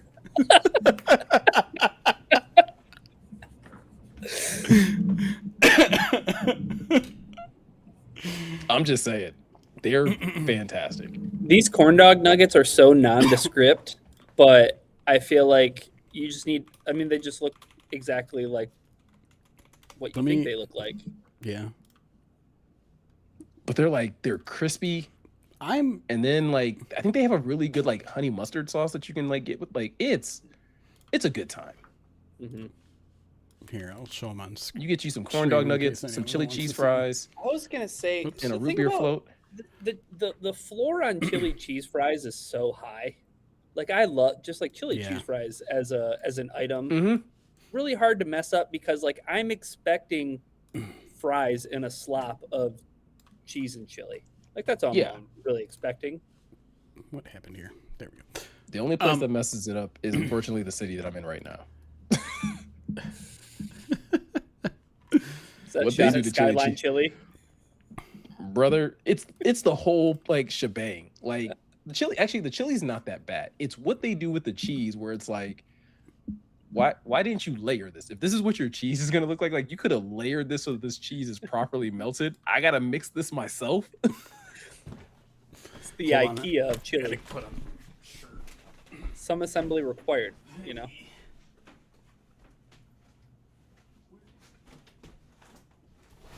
I let Boulder Detroit Lion said, no way Jeremy can top these lists. Ryan and Nico came to play. Hey, man, listen. Sometimes you got to let that inner fat kid just run free. Did you ever have a KFC Double Down, Miko? Do you remember those? No, okay, listen. That wasn't even about not being interested. It was just I can't be that black. There's a level of blackness that I just can't. I refuse to embrace. High blood pressure and diabetes been killing my people for years. I can't have a Double Down. Oh God, the Double Down. I think I've told this story before on the podcast, but I'm pretty sure I have that. One of my memories that is etched in my brain for the rest of forever is hearing on the radio the Lions have selected Ndamukong Suh. I was in the drive-thru line at KFC getting a Double Down. It was the one in Auburn Hills. I had just left college. I was a freshman. Oh man. I just remember that Double Down, and it was my first time ever getting it. So I think that's why it was new Lions player, new fast food menu item. So I had my Jeremy at basketball camp moment. Yeah, I remember when I saw the commercial for the Double Down, and as a child, I remember looking at that being something about this feels racist. Something about this it was racially targeted. Something KFC has gone a bridge too far. Yeah. Jeremy, they're saying in the chat that there's no way you can top these lists, and that Miko and I came to play. You guys did. I'm pretty happy with my list.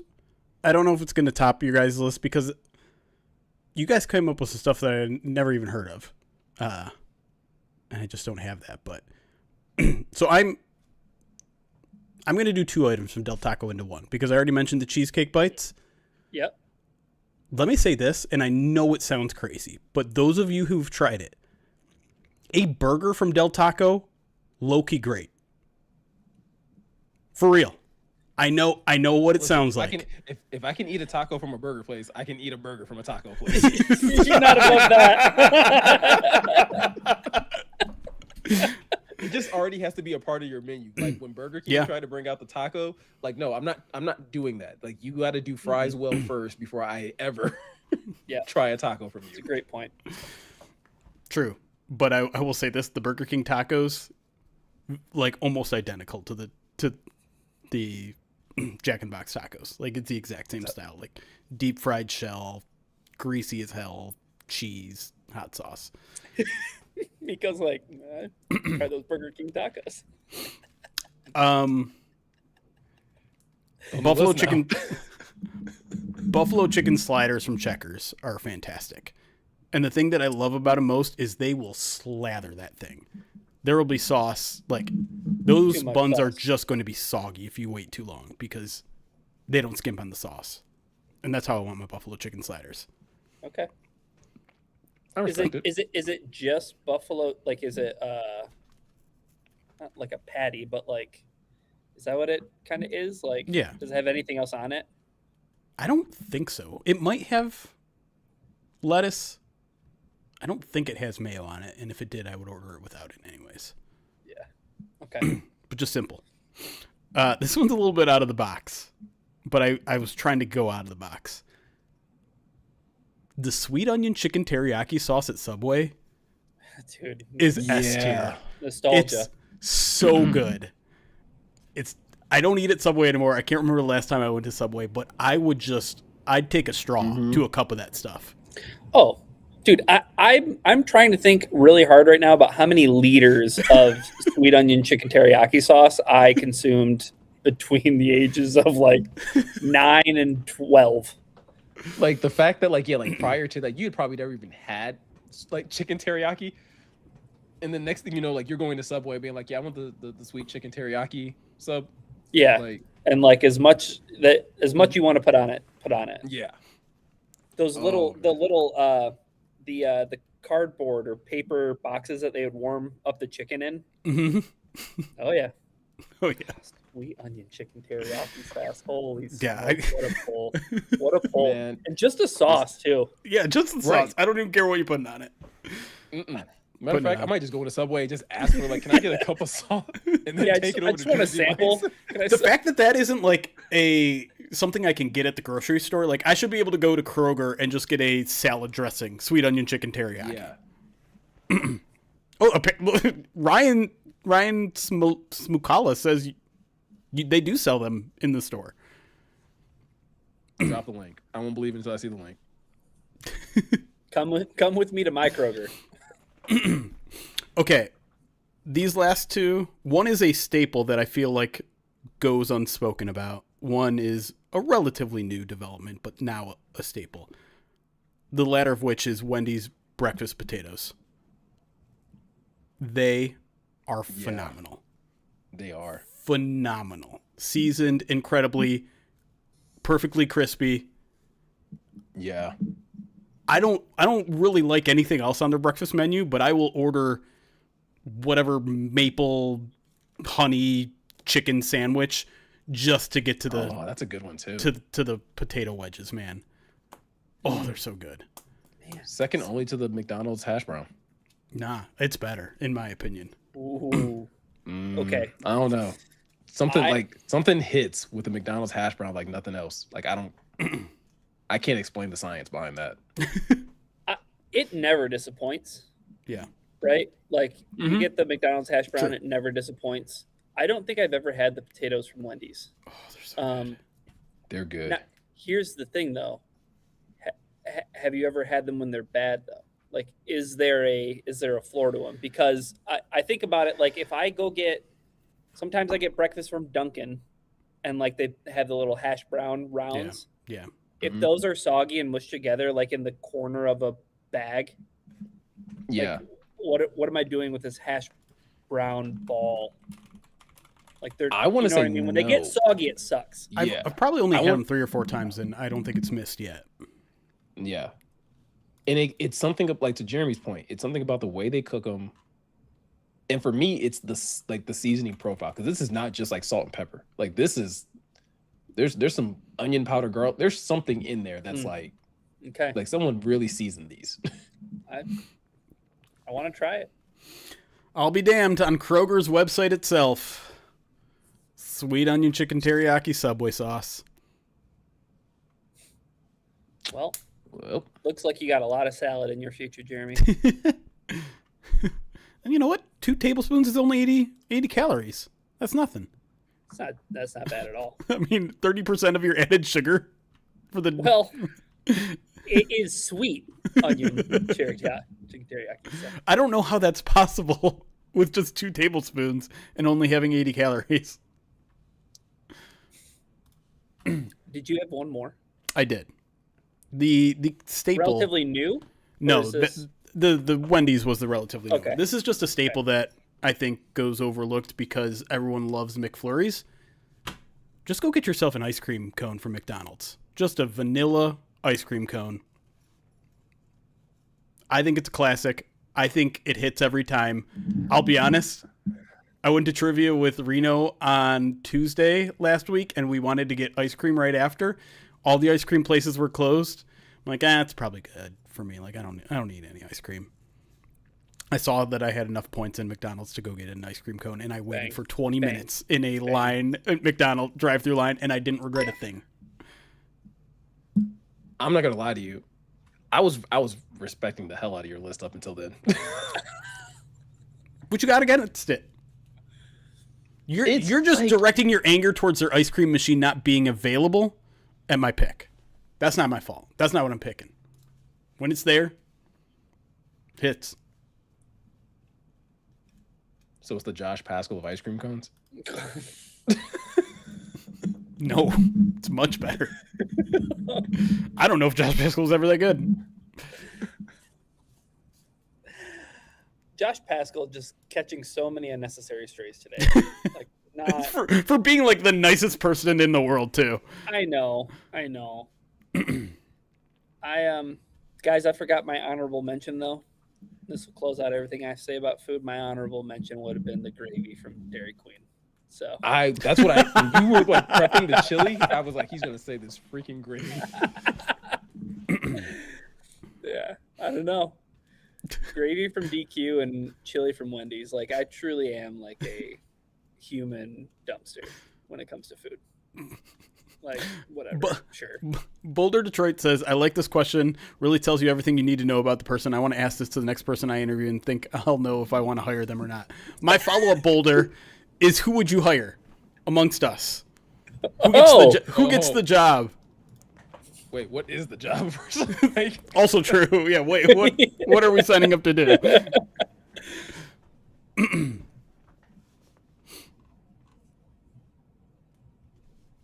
Wow. All right. Tough choice between Ryan, Miko. Hey. We came to play. Jeremy's list was really good. Thank you. It unfortunately, it just ran into us. Yeah. Yeah. All right. We should probably move back into the show now. Segment 2. Let's go. Mozzarella sticks sealed it for you. Get out of here. Get out of here.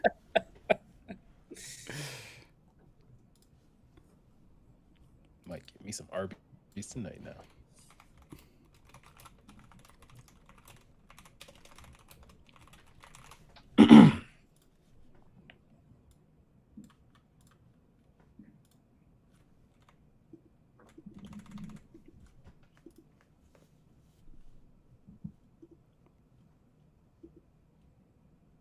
And welcome back to the Pride of Detroit PODcast. Here in segment 2, we are going to be jumping into our 2026 way too early bold predictions for the Detroit Lions. Listen, these can be player specific. This can be unit specific. So again, offense, defense, linebackers, whatever. Or this can just encompass the entire team. However we want to do this. But Jeremy, how about you kick us off? Because listen, the offseason is still very long and people are already making rankings. People are comparing things.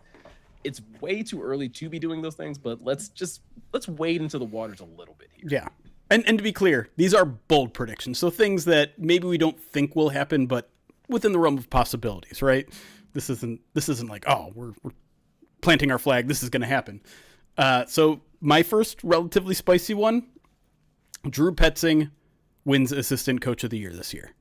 I think this prediction was kind of inspired a little bit by the conversation by the people over at the Athletics football show, Robert Mays and Klassen over there. And if you saw the debate, we talked a little bit on the midweek mailbag how Klassen had the Lions as a top 3 offense in the NFC while Mays had them in 9th.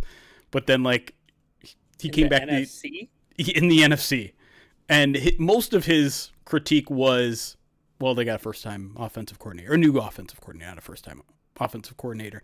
And then Mays came back 24 hours after the episode dropped and kind of did a mea culpa. He's like, well, I thought about it and his fit and all these things. I would probably still have him. I'd probably have the Lions in the second tier underneath the top 3 teams he has in the NFC in terms of offense. Here's why I think this has a realistic chance of happening. One is people have that kind of feeling of where the Lions are at from last year. Their offense took a step back. Their efficiency took a step back. It was all Ben Johnson, right? Without Ben Johnson, this team isn't capable of being a top 5 offense, even though, if you go by actual, first points scored, they were a top 5 offense. I think more accurate metrics probably had them between 5 and 10. But to me, everything is aligned for Petzing to succeed. He's getting all of the skill position players back, including what appears to be a healthy Sam Laporta. They've put investments into the offensive line, which might not come together right away, but you have a first-round pick at left tackle, a first-round pick at right tackle, a first-round pick at right guard, and a second-round pick. I'm losing the plot. Tate Ratledge. Second-round pick at right guard. Pick at right guard. Yeah. You have a new center, and you're figuring out at left guard. Point being, I think the offense takes a huge step forward again this year. And the challenge for Drew Petzing to actually win this award is to convince everyone. I mean, he's going to have to blow it out of the water because the Lions do have a good offensive roster, right? I think with a lot of times the winner of this award is like, oh, wow, that side of the ball doesn't have that much talent and you made them incredible. But I think the fact also that John Morton bungled the offense as much as he did last year leaves room to prove that he's the difference, that he's the reason why the Lions are going to take this extra step next year. And if the Lions can be a number 1 or number 2 offense, which I think is within the realm of possibilities, if they become, again, the winners of the NFC North, and it's led by a huge year from Jahmyr Gibbs, a huge year from Jared Goff, a huge year from fill in the blank, people are going to point to Petzing and be like, wow, he turned that thing around in a year. Do you think that and again, this may be like me kind of showing a little bit of my ignorance. How much do you think postseason success may play into that? Or is this an award that you think this is an award that would be handed out before the postseason, right? It is voted before the postseason by Gotcha. Associated Press writers, or people accredited by the Associated Press. So I guess then for me to tweak my question, then do you think it's an award that he would be a front runner for only if the Lions are a top 2 team in the NFC? Or do you think even if they're a wild card team that he could still possibly be in the running? I mean, it depends how good the offense is, right? If you're talking about an offense that's setting records or Goff is putting up incredible numbers, career year. I don't want to get too much into Jahmyr Gibbs talk because I know we're going to talk about him a little bit more later. But if those guys are putting up career years and up for their own individual Pro Bowl, All Pros, I think you probably only have to be a playoff team to really get in that conversation. Are we going to okay. One thing we talked about with these are buying and selling it. The other 2 people buying or selling it. Do you want to do that real quick? Yeah. I mean, I was going to say I'll buy it and also kind of allude to what one of my bold predictions is that the Lions finish with a higher offensive DVOA than they ever did with Ben Johnson, which is 3rd. They finished 3rd, I believe, in 2024. So I think they could be a top 2 offense. So I have to buy what you're selling, Jeremy. And I think it's really important that you point out the inverse is true too, with going back against Mays' point of okay, they have a first-year offensive coordinator. They had a first-year offensive coordinator last year that they let go, and they still managed to put together an offense that finished, I think, 7th in DVOA and, was top 5 in points scored. Yeah. So the other thing too that works in his credit is they didn't add a skill position player that is going to be taking a lot of the attention away from Petzing. It's the same quarterback. It's the same wide receivers. It's the same running back. It's the same tight end. Yep. Like, arguably, like if Teslaw has a great year, that's going to look great. If Pacheco has a great year, those things I think are going to come back on Petzing, where it's like, oh man, look at Petzing. He knew how to use all the weapons, right? And I think Miko, that I'm buying the Lions offense. If other people are selling it, I'm buying it when it comes to the Lions offense. No, I would agree. I would agree with that. All right, Jamie, what about your second bold prediction? My second bold prediction is that someone not named Aiden Hutchinson on the Detroit Lions defense will post at least 10 sacks. Feet to the flame, though. Who? Yeah, like that was going to be my question. Who? I don't want to answer that. Wanham. Wanham would be my answer. Because he's got a couple 8-sack seasons under his belt already. Okay.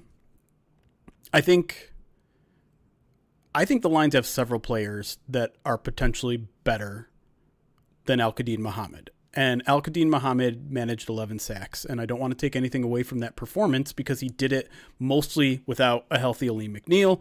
He did it mostly without any pass rush from the interior. And he did have a healthy Aiden Hutchinson, but like that's it. He did it, with a secondary that wasn't the best at covering either. But now the conditions are even better. You do have a healthy Alim. You do have Levi Onwuzurike. You do have Aiden Hutchinson another year away from his injury. And now you also have a pretty good rotation so you can stay healthy and you don't need to be out there. I mean, Al-Qadim Muhammad did it on a very small amount of snaps. I think a guy like DJ Wanham will outsnap him. And while he might share some of those third down responsibilities with someone like Derrick Moore, I think the ability to hit that 10-sack mark is going to be available, and hopefully the team's also better, and so you're forcing the team into more passing situations. You are forcing them to have to try and come back and pin their ear, and you can pin your ears back at the end of the game. So I think it's very, very possible that we don't lament the loss of Al-Qadim Muhammad because one of these guys steps up and posts at least 10 sacks this season. Miko, are you buying that? I want to. I really do. I really want to. I really do want to buy into that one. But just because I don't buy into it, Ryan, doesn't mean that I don't think that the Lions could have like a productive, like pass rush this year. Like I still think Aiden's going to continue to do the heavy lifting. But like I would just as well be happy with like having 3 or 4 guys that have like 6 or 7 sacks. Right? Like, even if another guy doesn't get 10, which, like, to Jeremy's point, DJ Wanham has gotten close, right? He's had a couple 8-sack seasons, and he very well could be that guy. But I'm also, like, not sure that he's going to be, like, the go-to guy that they roll out later in the season on third down. Maybe early in the season for sure. But if Derrick Moore comes on, I know there was a little bit of, like, there's a little bit of buzz around an undrafted free agent. Again, it's pajama stuff, but, like, Anthony Lucas. Yeah. But, like, there's always the possibility that like the Lions just have a different NASCAR package that just doesn't include DJ Wanham. And so it may not even be a necessarily a situation of like ability as much as just like opportunities to get those numbers. And so it just wouldn't surprise me if the Lions just continue to do what they've been doing, which is like, hey, we're going to lean heavy on Aiden, but we're just going to expect everybody else to kind of like kick it up a notch and chip in, right? There's not, to Jeremy's point, Al-Qadim's not here, but we still expect everyone else to contribute in some form or fashion. So maybe that's just more guys having 5 to 6 sacks this upcoming season. I think you summed it up how I feel about it too. I want to buy this, but I think the part that I'm buying is that the Lions' pass rush productivity will be improved from a season ago. One guy that's even interesting, right? Not even thinking of defensive lineman. There were 3 seasons in 19, 20, and 21 where Chuck Clark had 10 plus pressures as a safety. So I think that in the aggregate, I think the Lions will have more sacks than they did a year ago. And I think that you'd have maybe a larger percentage of those sacks coming from non-Aiden Hutchinson sacks. because teams still have to devote resources to stopping him, right? Like, Yep. so there's going to be other opportunities. And I think that's the only thing where you run into Wanham where maybe it's a lack of opportunities. But to your point, Jeremy, like if the Lions defense is better, then there are going to be more opportunities because there's going to be more pass rushing situations. So I don't know if it'll be one player, but I can buy more non-Aiden Hutchinson sacks than there were a year ago. Fair. Miko, you want to go with your first one? Yeah, I'll actually piggyback off of, since we're already talking about the defense and we're talking about the pass rush, I'll go with my second one, which is my bold prediction is that Alim McNeill lands his first Pro Bowl appearance. I think we've all kind of talked about like the Alim that we saw last year wasn't quite the Alim that we had seen in years past. And I know there's a number of guys on this defense that were like, hey, like got paid big money. Are you going to live up to the contract? Alim is one of the guys though that like I'm not as concerned about in terms of like being able to return to form. I still think he can be just super disruptive in the middle, and him and Aiden as a tandem was just like that season when they both basically like missed out the rest of the season because of injuries. They were on such a tear between the two of them, and he was such a force inside. And I think with Aiden's ceiling continue to rise, now that you have Jack Campbell starting to rise, I don't know how many more bodies you can continue to throw at Alim McNeill and just expect that like, oh, we can double him and we can double Aiden. Like at some point in time, something's going to give and you're going to have to allocate resources elsewhere. And I think this could line up really well for Alim to where he can have kind of a return to form type season and be impressive enough to at least land a Pro Bowl. Maybe not quite get to all pro status, but have the type of impact on this defense to get them back there. And it kind of lines up with what Jeremy's saying, where it's like, or what you were both saying in terms of like the Lions defense just improving their sack production. Alim could be a big benefactor in that area. What do you think, Jeremy? Buying or selling Alim McNeill's first Pro Bowl appearance? I'm not quite buying it yet. I feel like I need to see a year off his injury where he's himself. And I do think we're going to see something a lot closer to where he was. But I just, big guys with lower body injuries to me are scary. I do think he's obviously, we always say a year away from his injury, they tend to return to form or get closer to return to form. But there's always a fear that you can't reach quite possibly where you're at ever again, right? Like that's how the body works sometimes, is like you just can't get to that point. And then the other part is just Pro Bowl is always also really hard to predict because people are such creatures of habit. You're going to vote for guys that have the reputation out there already. You're going to vote for, your Kobe Turners or, whoever, Vita Veas, these guys that have been doing it for years. And I don't know if Alim McNeill's enough of a household name or if he can get himself to as much of a household name to earn that first Pro Bowler. But also at the same level, like maybe a bunch of people bow out or they go to the Super Bowl or whatever, and then he kind of sneaks in as a Pro Bowler. That's not an official Pro Bowler, but like you still get credit for it. So I get it. I expect a bigger year from Alim. I also think it's critical that he has a top 10 defensive tackle type of season. But I'm kind of more of a I'll believe it when I see it mode with him right now. What about you, Ryan? Yeah, just looking at Alim McNeill's stats, his most like Pro Bowl eye-popping season would be 2023. He had 5 sacks. He had 10 quarterback hits. He did that in 13 games, but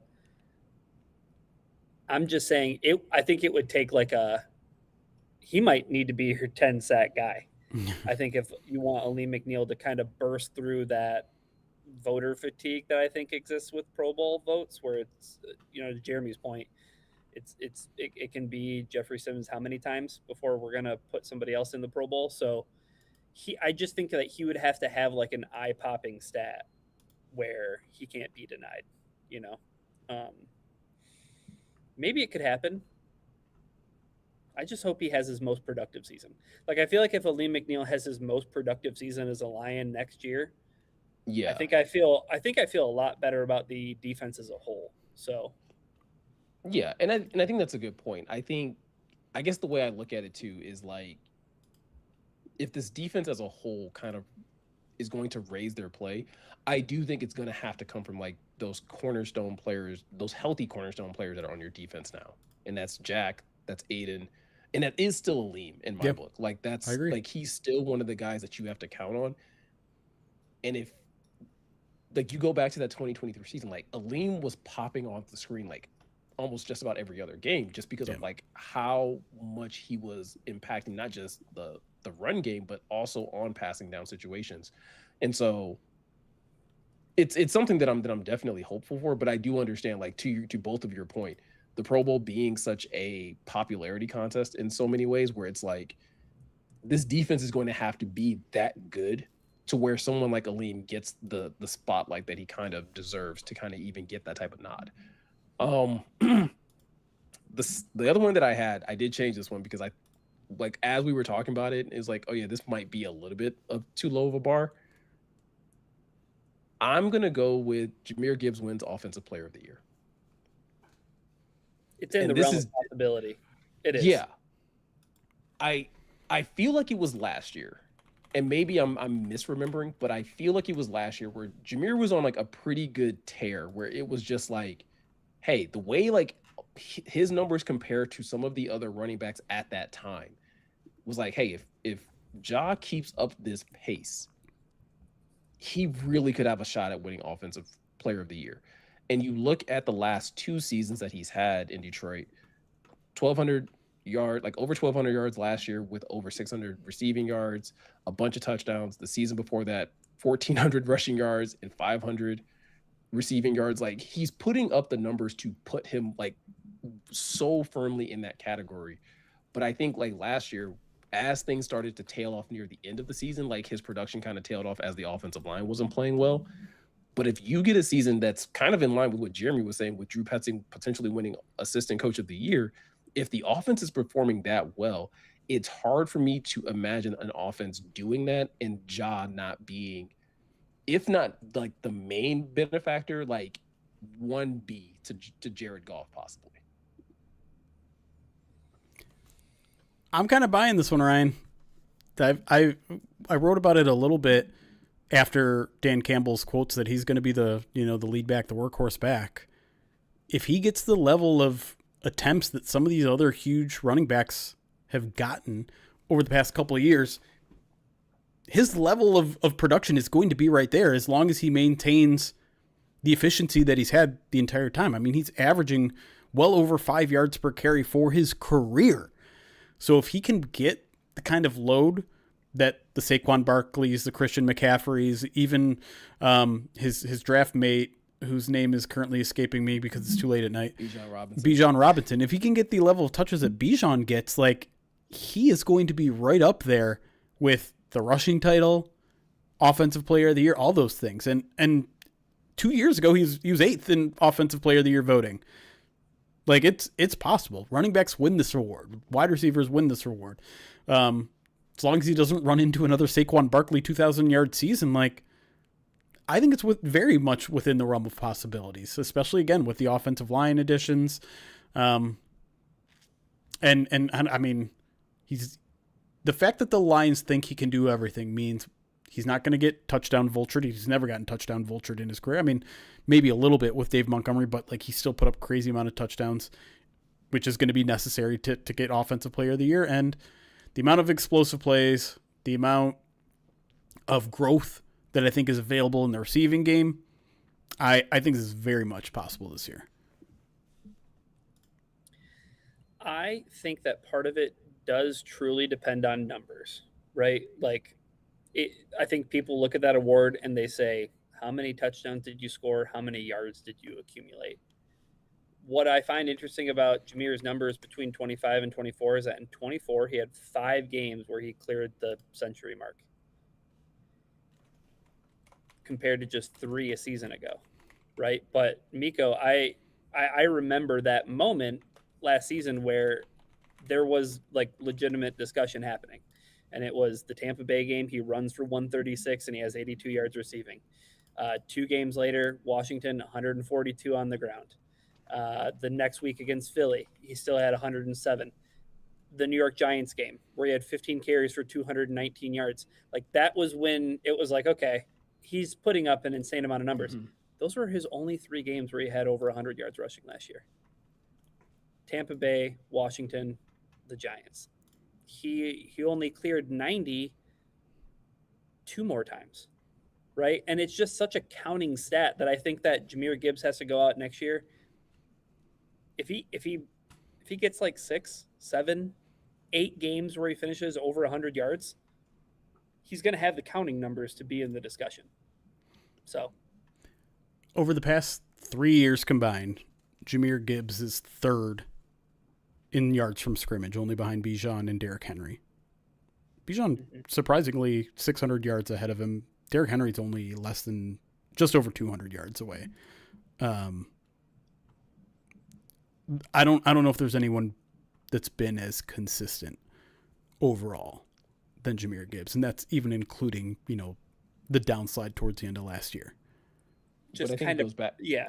I was going to say, just real quick, it's kind of propped up by like 200-yard game here, 150 some yard game. You know what I mean? And if it's more consistent, and if there aren't he had 7 carries for 2 yards against the Steelers, that's where it felt like everything died. The Lions season, Jahmyr Gibbs campaign for Offensive Player of the Year. Yeah. A lot of things died in that game. Yeah. I was going to say, though, I think that though, to that point, though, it does lend itself to what Jeremy said, though, where it's like, if he does start to get more of the bulk of the share of the carries and the touches, then like now he can play in the same arena as a Bijan Robinson. He can play in the same arena as a Derrick Henry and as a Christian McCaffrey, where it's like, those guys are getting 85 to somewhere between 85 to 77% of the snap shares. Like, you start giving those to Ja and see what type of production he does. How much easier or how much more likely is it that he clears 100 yards more consistently season to season? I think that's definitely going to be worth watching. And obviously, like, again, also agreeing with Jeremy, the improvements of the offensive line. Like, can that be a consistent, like, part of this offense from start to finish? Also, really quick, over that same 3-year period, 2023 to 2025, no wide receiver, running back, or tight end has more touchdowns than Jahmyr Gibbs. I mean, I wanted to point out, we always talked about the Alvin Kamara comparisons from the moment that he was drafted. The highest Kamara has ever finished, I think, in Offensive Player of the Year voting is 6, and he did that in 2020. And you know why? Because he had the most touchdowns of anybody in the NFL. And he still finished 6. Behind Derrick Henry, who had a 2,000-yard season, right? So some of these things are out of your control. If a running back has a 2,000-yard season, it feels hard to campaign against another guy. So it's such a milestone award, I think. Yeah, I feel like that's sometimes where like the NFL does a little bit of a disservice to itself when it props history up a little bit more than like actual production. It was like 2,000 is like such a historic number for running backs, where it's like, well, if a running back can hit this, like, this is great. And it's like, yeah, but if a running back hits 16 touchdowns, right, that's incredible too. And they got to 2,000 yards from scrimmage, right? Yeah, like receiving and being like a dual threat back. Yeah, I agree. I have my other one, which I think might be the most muy caliente of them all. Go for it. Derrick Barnes earns a contract extension with his play this season. I mean, what if Derrick Barnes is that guy who ends up with 8-9 sacks?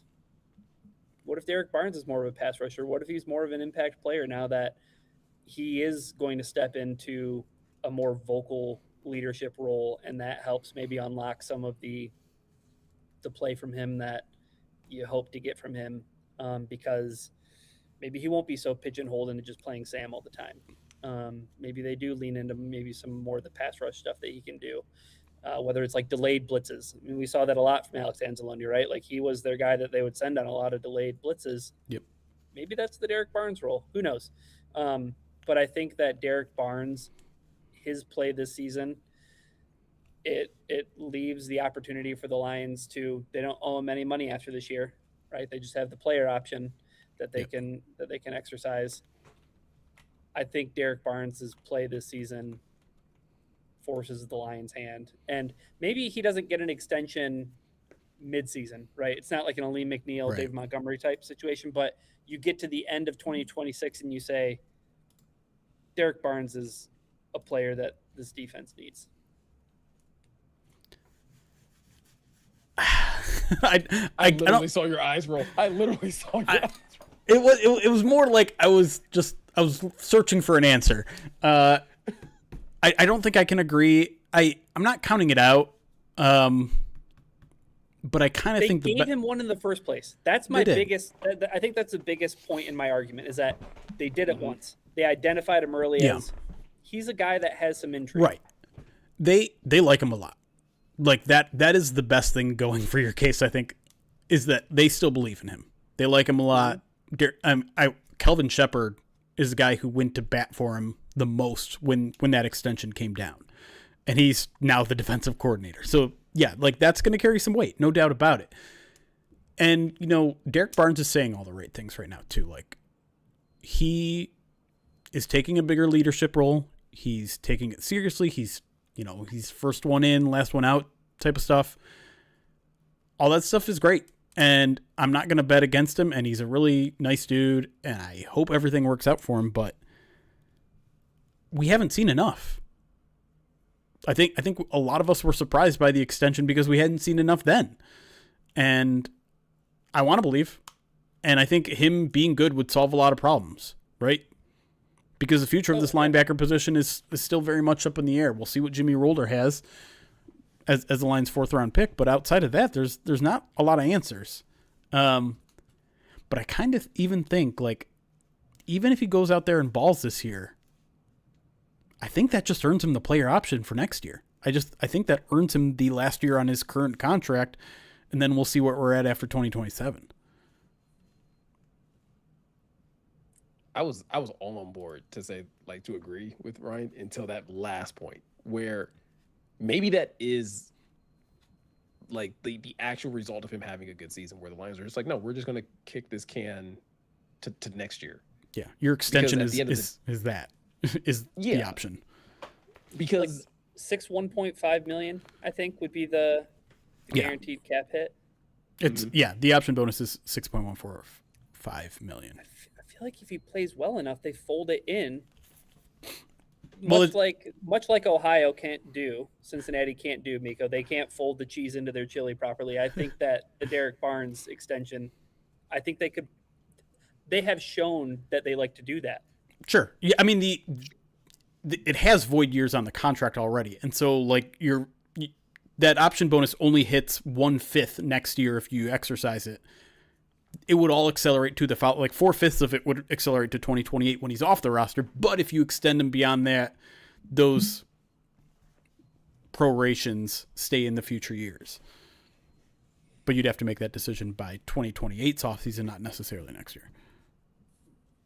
That makes sense. That I am really torn between, because I think you both make really good points, and I think at the start of this I was very much more so leaning to Ryan, where it's like I almost think it's I know we've kicked around the idea of like what if the Lions part ways with Derrick Barnes after this year, but like I still think that is a hard thing to do. I'm still not convinced like that's an easy, like, even if it's not as great as fans think it will be, like I could still see a scenario where the Lions are like, no, he did everything that we expected him to do. Right? He filled in a leadership role. He did this, he did that. And like they're still confident enough to have him next year. So I still think like it's going to be a hard sell to see Derrick Barnes like not be on this team next year. But I do have a hard time like saying like it's going to lead to an extension. And maybe part of it's like I'm trying to make sure that like I'm not missing anyone that needs a contract extension this offseason, which in all seriousness, outside of like Ja, BB, and Laporta, like, yeah, they might be able to just be like, they might be able to just squeeze Derrick Barnes in there and kind of do what you're saying, Ryan. But I do kind of lean to Jeremy where it's like hey, we love what you did. We're gonna pick up your player option for next year, and maybe they work it out next off season or like in the middle of next season where they actually work out that contract extension. But I think initially it'll just be like, hey, like, good job. Option, like your bonuses, your option year is picked up. Like we'll see you next season. I will say this: if Alim McNeill has a Pro Bowl season and Tyleik Williams takes a jump, Derrick Barnes is going to be one of the people that benefits from that. Like, he'll be able to be like, running downhill, maybe free up some pass rushing gaps as well. Like, if those guys take a good step, like, Derrick Barnes will have a better year. No doubt about it. Yeah, he'll be able to get back to doing the things that he does well, which is run defense. And to your point, Ryan, about like being able to like scheme him up for more blitzing opportunities and things like that. Like, it's kind of it's somewhat unfair to Derrick Barnes where it's like, man, like hopefully this interior defensive line is so impressive that he can play at his best. Yeah. I don't know. Let's see it. I think if he plays so well, I don't think Brad Holmes will be able to help himself. It's like, I drafted that guy. Extension. So now you're turning this into a subtle criticism of Brad Holmes. Sometimes we are who we are to a fault. Sometimes we love Wendy's chili. It's okay. I was gonna say, does it say anything about us or where our optimism lies that none of us made a bold prediction about Brad Holmes or any of the draft picks this year or any of the past draft picks that are kind of like in a limbo place? I don't think any of us picked anything negative, because why do that on Monday, June 15th? It's hard for me to like, I love to be like, oh yeah, Pro Bowl season from Terrion Arnold. Sure. I'd love that. But do I feel that within the heart of my heart? It's like, no, I can't. Like, I think he's capable of it at some point, but I'm not going to predict it happened after a year filled with injury and offseason filled with controversy. Like, there's just like too many negative things working against him. Same kind of thing with Ennis. It's just like we just talked about in the first segment. Like, love to see him take a big step this year, but until he steps on the field and starts a single game, like, what are we doing here? No, listen, I'm right there with you. And I think that's why people enjoy this podcast. I think that's why people are going out of their way to leave reviews and to let us know how much they're enjoying the podcast, is because we're not that type of podcast that's just going to lie to you. We're not going to give you clickbaity stuff. We're going to give you our honest opinions. And we appreciate you guys doing that in return by giving us your honest opinions about the podcast.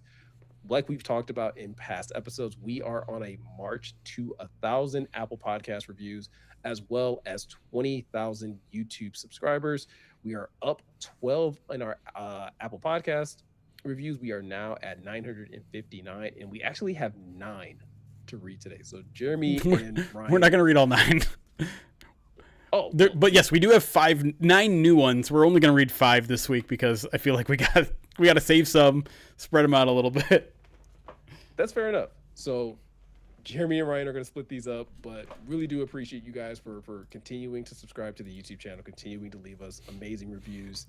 And with that said, Jeremy, go ahead, take it away. Yeah, definitely. I mean, I think we like Miko said, we're up 12 reviews or at least ratings on Apple Podcasts, which I think is our biggest jump week to week, maybe ever. So shout out to you guys for doing that. I'll start with Summersby 1419, 5-star review, says best Lions content out there, says I've enjoyed their podcast for years. Great info and easy to listen to. If you feel you need more, tune into YouTube or Twitch for the full show. I really enjoy the banter between sections that are not in the podcast. The whole team is great. Not sure how they could improve it other than more Jeremy's blue mustache. Keep up the strong work. Nope. That's a good one. Not coming. I do feel like you got to bring back the blue mustache at some point. I don't know.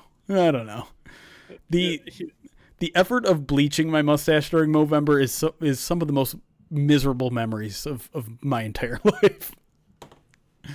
But we do it for the people. These amazing people that are going out of their way to let you know that they love it, that they want more of it. Well, you know what? Become a Twitch subscriber and just use the blue Jeremy mustache emote as till your heart desires. All that your heart desires. Enjoy that. Yeah, easily. You can easily do that at twitch.tv/Pride Detroit. No, Yeah, I guess that is a little bit easier than having to wait all the way until November. Next review comes from Rise Mookie. Sure. Title of this is a great review. The title of the review, good show, 5 stars. It's like watching your uncles talk about football, but with less swearing, and they actually know what they're talking about. I feel like that's one of the best compliments love that. Yeah. that I've ever received. So, it takes Funkle to a whole different arena, but football uncle. That's what that is. Yeah. So, thank you. Does this mean we're unk now? Brother, we've been unk for a minute. I don't know. I found out the hard way. All those fast food things that we were listing from yesteryear, yeah, we're unk. That's for sure. Cine Minis from Burger King, yeah, you're unk. You keep referencing things from our break that our podcast listeners aren't going to know what you're talking about. But hey, well, just another reason to come over to our YouTube or Twitch pages and check out our fast food most underrated items listcast. I'll post it later. Our next review comes from Dom and Mario, 5-star review. Says, easily the best Lions podcast. Yeah, they're definitely a bunch of dorks, but they know ball. It's not your standard boring podcast where they tell you the basic trash like if the Lions run the ball well and don't turn the ball over, they will win. They are also have no issues speaking their minds on players when they don't play well, despite being around them all throughout the week. Lastly, Miko makes me laugh every time he sneak attacks us with the advertiser ring. Sneak attack is a great way to describe it. I was gonna say it's the approach that I'm taking. Yeah, played a lot of Assassin's Creed growing up. Oh yeah, love that. Next review is from J1S356. Title of the podcast: Impress Your Friends. 5 stars, hands down the best and most comprehensive Detroit Lions coverage out there. Listen regularly and be ready to impress your friends with Lions roster breakdown, salary cap facts, contract roster bonus strategies, coaching staff succession plans, training camp practice squad standouts, and just overall ball knowledge. If you want to take your fandom to the next level, do yourself a favor and subscribe to Pride of Detroit Direct, training camp daily updates, first bite in season matchup breakdowns, draft pick analysis with out-of-town media, and late night game recaps. Will all put you over the top.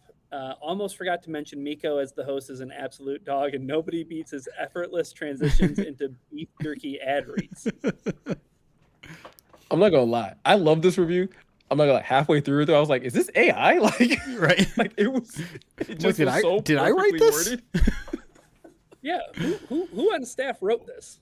PrideofDetroit.com/subscribe to get your PODD subscription. There's a sneaky little ad read from Jeremy this time. But thank you. Another very like I think when you lay it out that way and you hear it that way, you're like, oh yeah, we do all of that stuff. And I said yes. But we really do put in all that work. It's crazy. We do a lot. Like that doesn't even include any of the stuff that we just write normally on the site that's available every day. Like I say that as like, yeah, and I feel like we say that in the most humble way we possibly can, but it's like, I think from like a macro view of it, it's like, wow, like for a bunch of dudes that aren't like working for like a really big paycheck to do this stuff, like we do a ton. For a bunch of uncles, we're not bad, man. Yeah. Questionable fast food takes. All right, our last review comes from Sharpie888. Says, grateful out-of-state Lions fans. The review reads, I grew up in Waterford, but have lived outside Michigan for over 30 years. Currently, I'm living the nightmare of being amongst Browns and Buckeye fans. Thank you for sharing all the Lions information to keep me informed on my hometown team, no matter where I am. And these are the kind of reviews I love because I spent a decade out of this area as well. And Pride of Detroit was one of the ways I felt like I could still connect to Lions fans.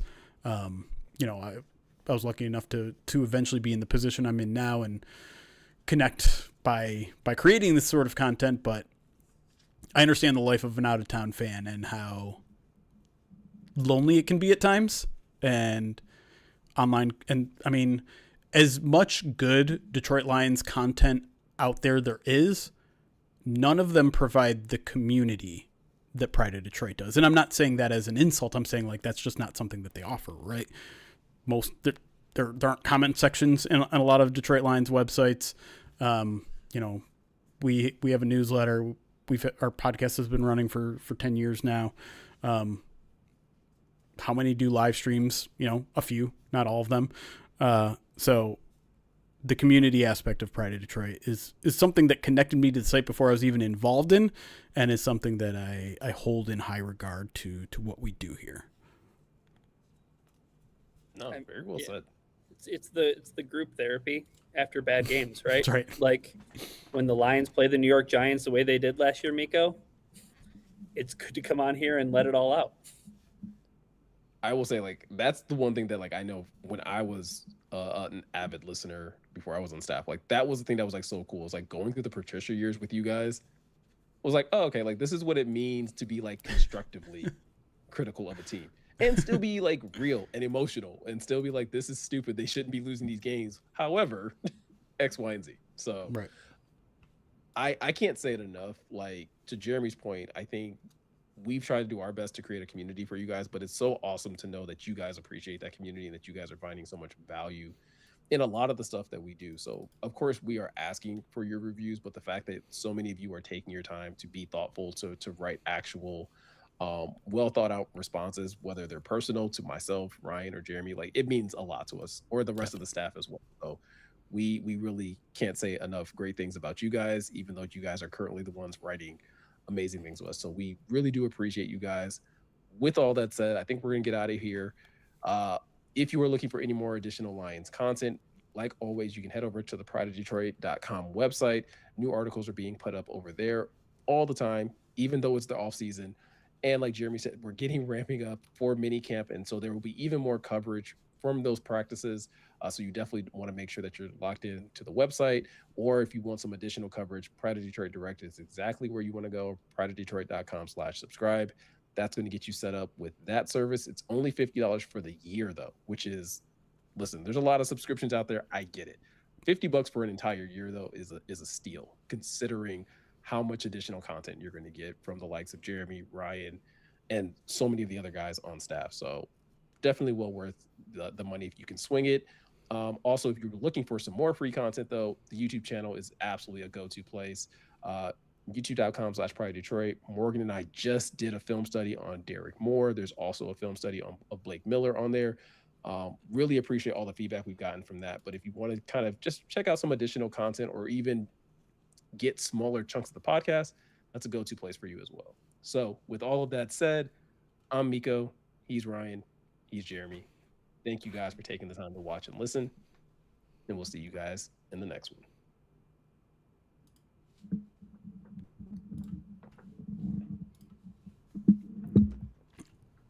All right, Miko, I know you got to get running here in a minute, so yeah, don't want to keep you too long. Plus, I think we all probably want to eat dinner. After that break, yes. I'm very hungry for dinner. $50 a year isn't that bad. Does it come with 3 free months of Hulu? Not yet. Good Not question, yet. though. No.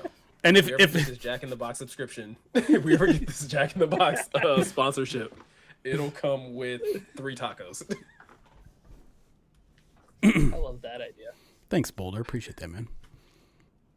Karen, I don't think we're gonna restart from the beginning. Do you want to just start it over? I mean, just because Karen,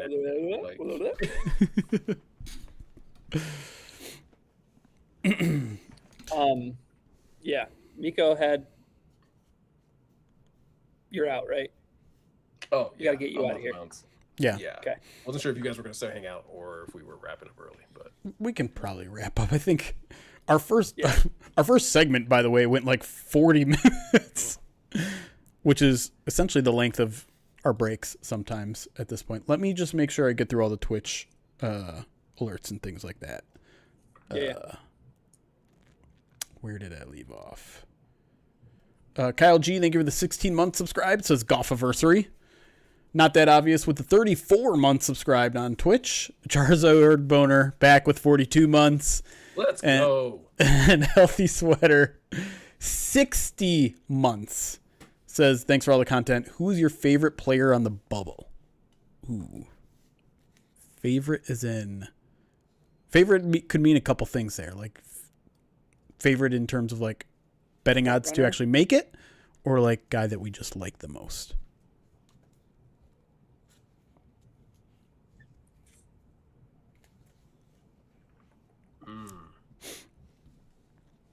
Because I listed a couple during my observations last week of guys on the bubble that I think are at least worth considering, even though I'm not necessarily convinced they're going to make the roster.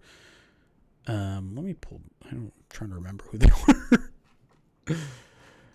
They were. I feel like one was no, it wasn't the tight end. Tyler Lacey was one of them. Yeah, okay. Tyler Lacey one. Cedric Wilson was the other one. So the wide receiver. The veteran wide receiver who's played a lot of football recently. And obviously the Kendrick Law injury opens up an opportunity there. I don't know what the Lions think of everyone else in that room under Isaac Tislaw, but like they all have something to prove. And they all have to play special teams. So right. Who's going to be the most useful on special teams? Yeah.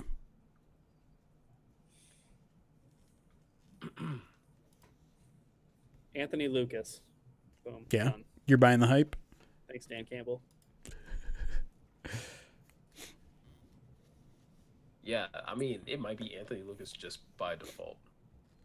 Either that, or would we consider Ahmed Hassani to be roster bubble? Yeah. I'm I absolutely really do. Then I'm going to say Ahmed then. Yeah. If James Houston was on the roster bubble for as many years as James Houston was on the roster bubble, then yeah, Ahmed Hassani needs to be on the roster bubble. Then yeah, it's still Ahmed. I still want to see. I just want to see him get an opportunity. Yeah. I'm kind of just interested to see the bubble, like to see the line. Too. You know what I mean? Like, yeah. I feel like I just have to take a harder look at the roster, and it usually emerges. Yeah. But I don't know. This is also a team that did not keep 53 players last year. a year ago. You know what I mean? So the bubble was a lot smaller than we thought. Yeah. Brother, I don't think he can do that 2 years in a row. Like, hey, no. I don't know. If that's the case, then I'm gonna. You know what? Oh wait, we have enough offseason left. I'm sure that topic will come back up. We already made enough. Someone I'd like to catch up with, and I'll try to do my best in the next 2 days here. Is Dan Jackson, because I liked him a lot as a player. Liked him a lot. Obviously, an important special teamer, but given all the safety additions they made this offseason, like he's got a tough road to the roster. And I was talking a little bit about it with Eric, like in kind of a roundabout way.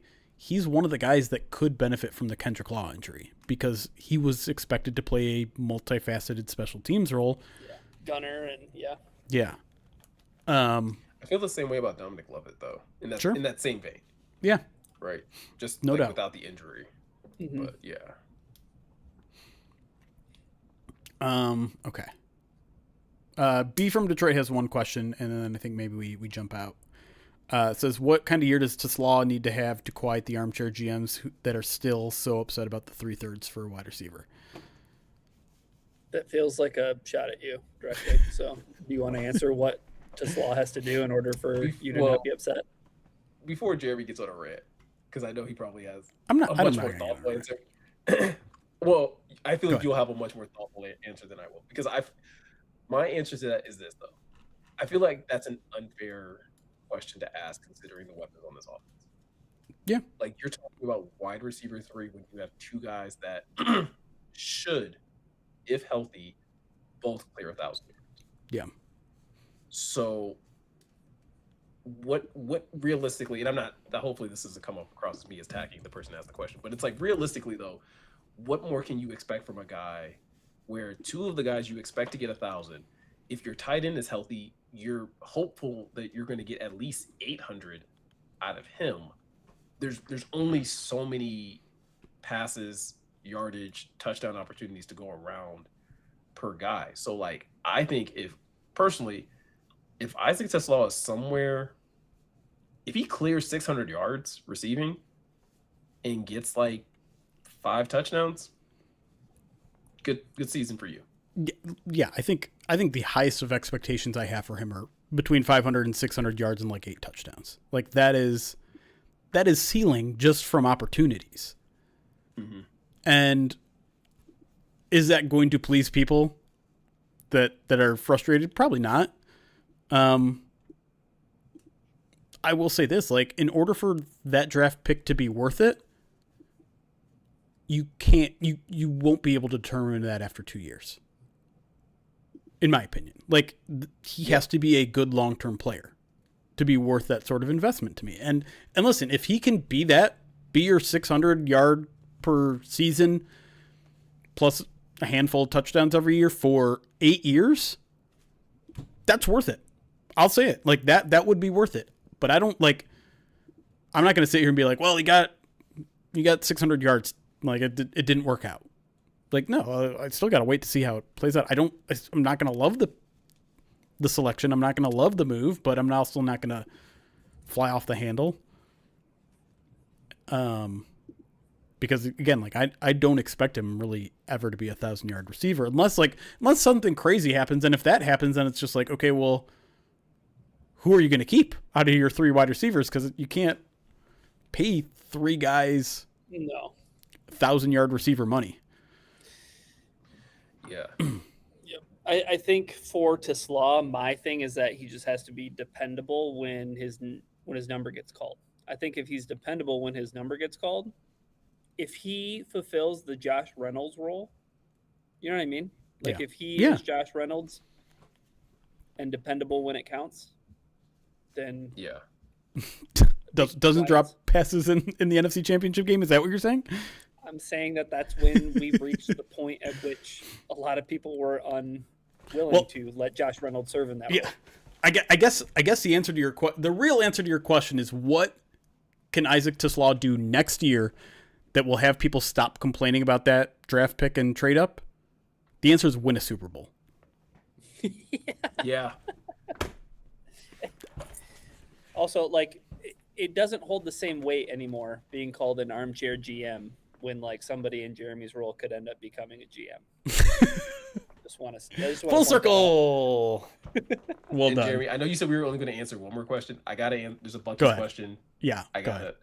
So AC Deal asks, I'm sure you guys are tired of talking about Bucky's, but I'm going on a vacation this weekend and told my wife that we are adding an hour to the trip so we can go there for the first time. Smart. Add an hour. Such great planning. So what are some must-haves? Okay, must-haves. Brisket sandwich is a must-have. Like any version of it, right? If you want to get the chopped, if you want to get the sliced, if you want to go big, they have like an XL brisket sandwich that has like brisket, smoked turkey, I think pulled pork. Like if you can handle it, go for that. But any of their sandwiches are fire. I could say the same thing for like their breakfast burritos, or there's like I think it's like a Philly cheese taco or something like that. So any of like their hot items are solid. If you have a sweet tooth or if you have kids or something like that, beaver nuggets are great. I think your kids would love them if you have kids. If you just like something sweet, that's also really cool. LJ said this, and I think he's probably joking a little bit, but I'm going to keep it 100. Use their bathroom. I don't know how far you're driving. Enjoy their bathroom. You get so much privacy and just like cleanliness. Just enjoy yourself. It's underrated. Not to that degree. It's a very good point. A clean bathroom along a road trip, worth its weight in gold. So just drink a gallon of coffee right before you hit the road. Listen, and just So I would do that. And then just like honestly, like anything that you see that like looks good, try it. Like I think they have so many unique candies, sodas, drinks. Like they have frozen drinks. Like there's so much stuff that you can get all in one place. So yeah, I'd go for all those things. And as LJ says, if they are selling a Bucky's Speedo, you have to send it to us. Yeah, Jeremy's gonna wear that. All right. Of the three of us that doesn't have a wife and children, he's the only one that can. That's right. All right. We'll call it there. Not sure if we're going to have midweek mailbag this week or not due to OTAs or minicamp being in the middle of the week. Still trying to figure out things with Eric there. But if you are a Pride of Detroit Direct subscriber, you will get 3 videos this week. You will get Minicamp Recap 1, Minicamp Recap 2, and our finals of our First Bite series on Blake Miller, which we recorded last week. So that's already in the can. So if you want more audio video content, you got 3 of them coming your way on Pride of Detroit Direct. Again, if you want to become a Pride of Detroit Direct subscriber, all you got to do is go to prideofdetroit.com/subscribe, $50 for a full year. And it's not just the rest of the year, it's 365 days. That's all I got. That's all he All right. has. Thanks for hanging out, everybody. We'll see you guys again soon.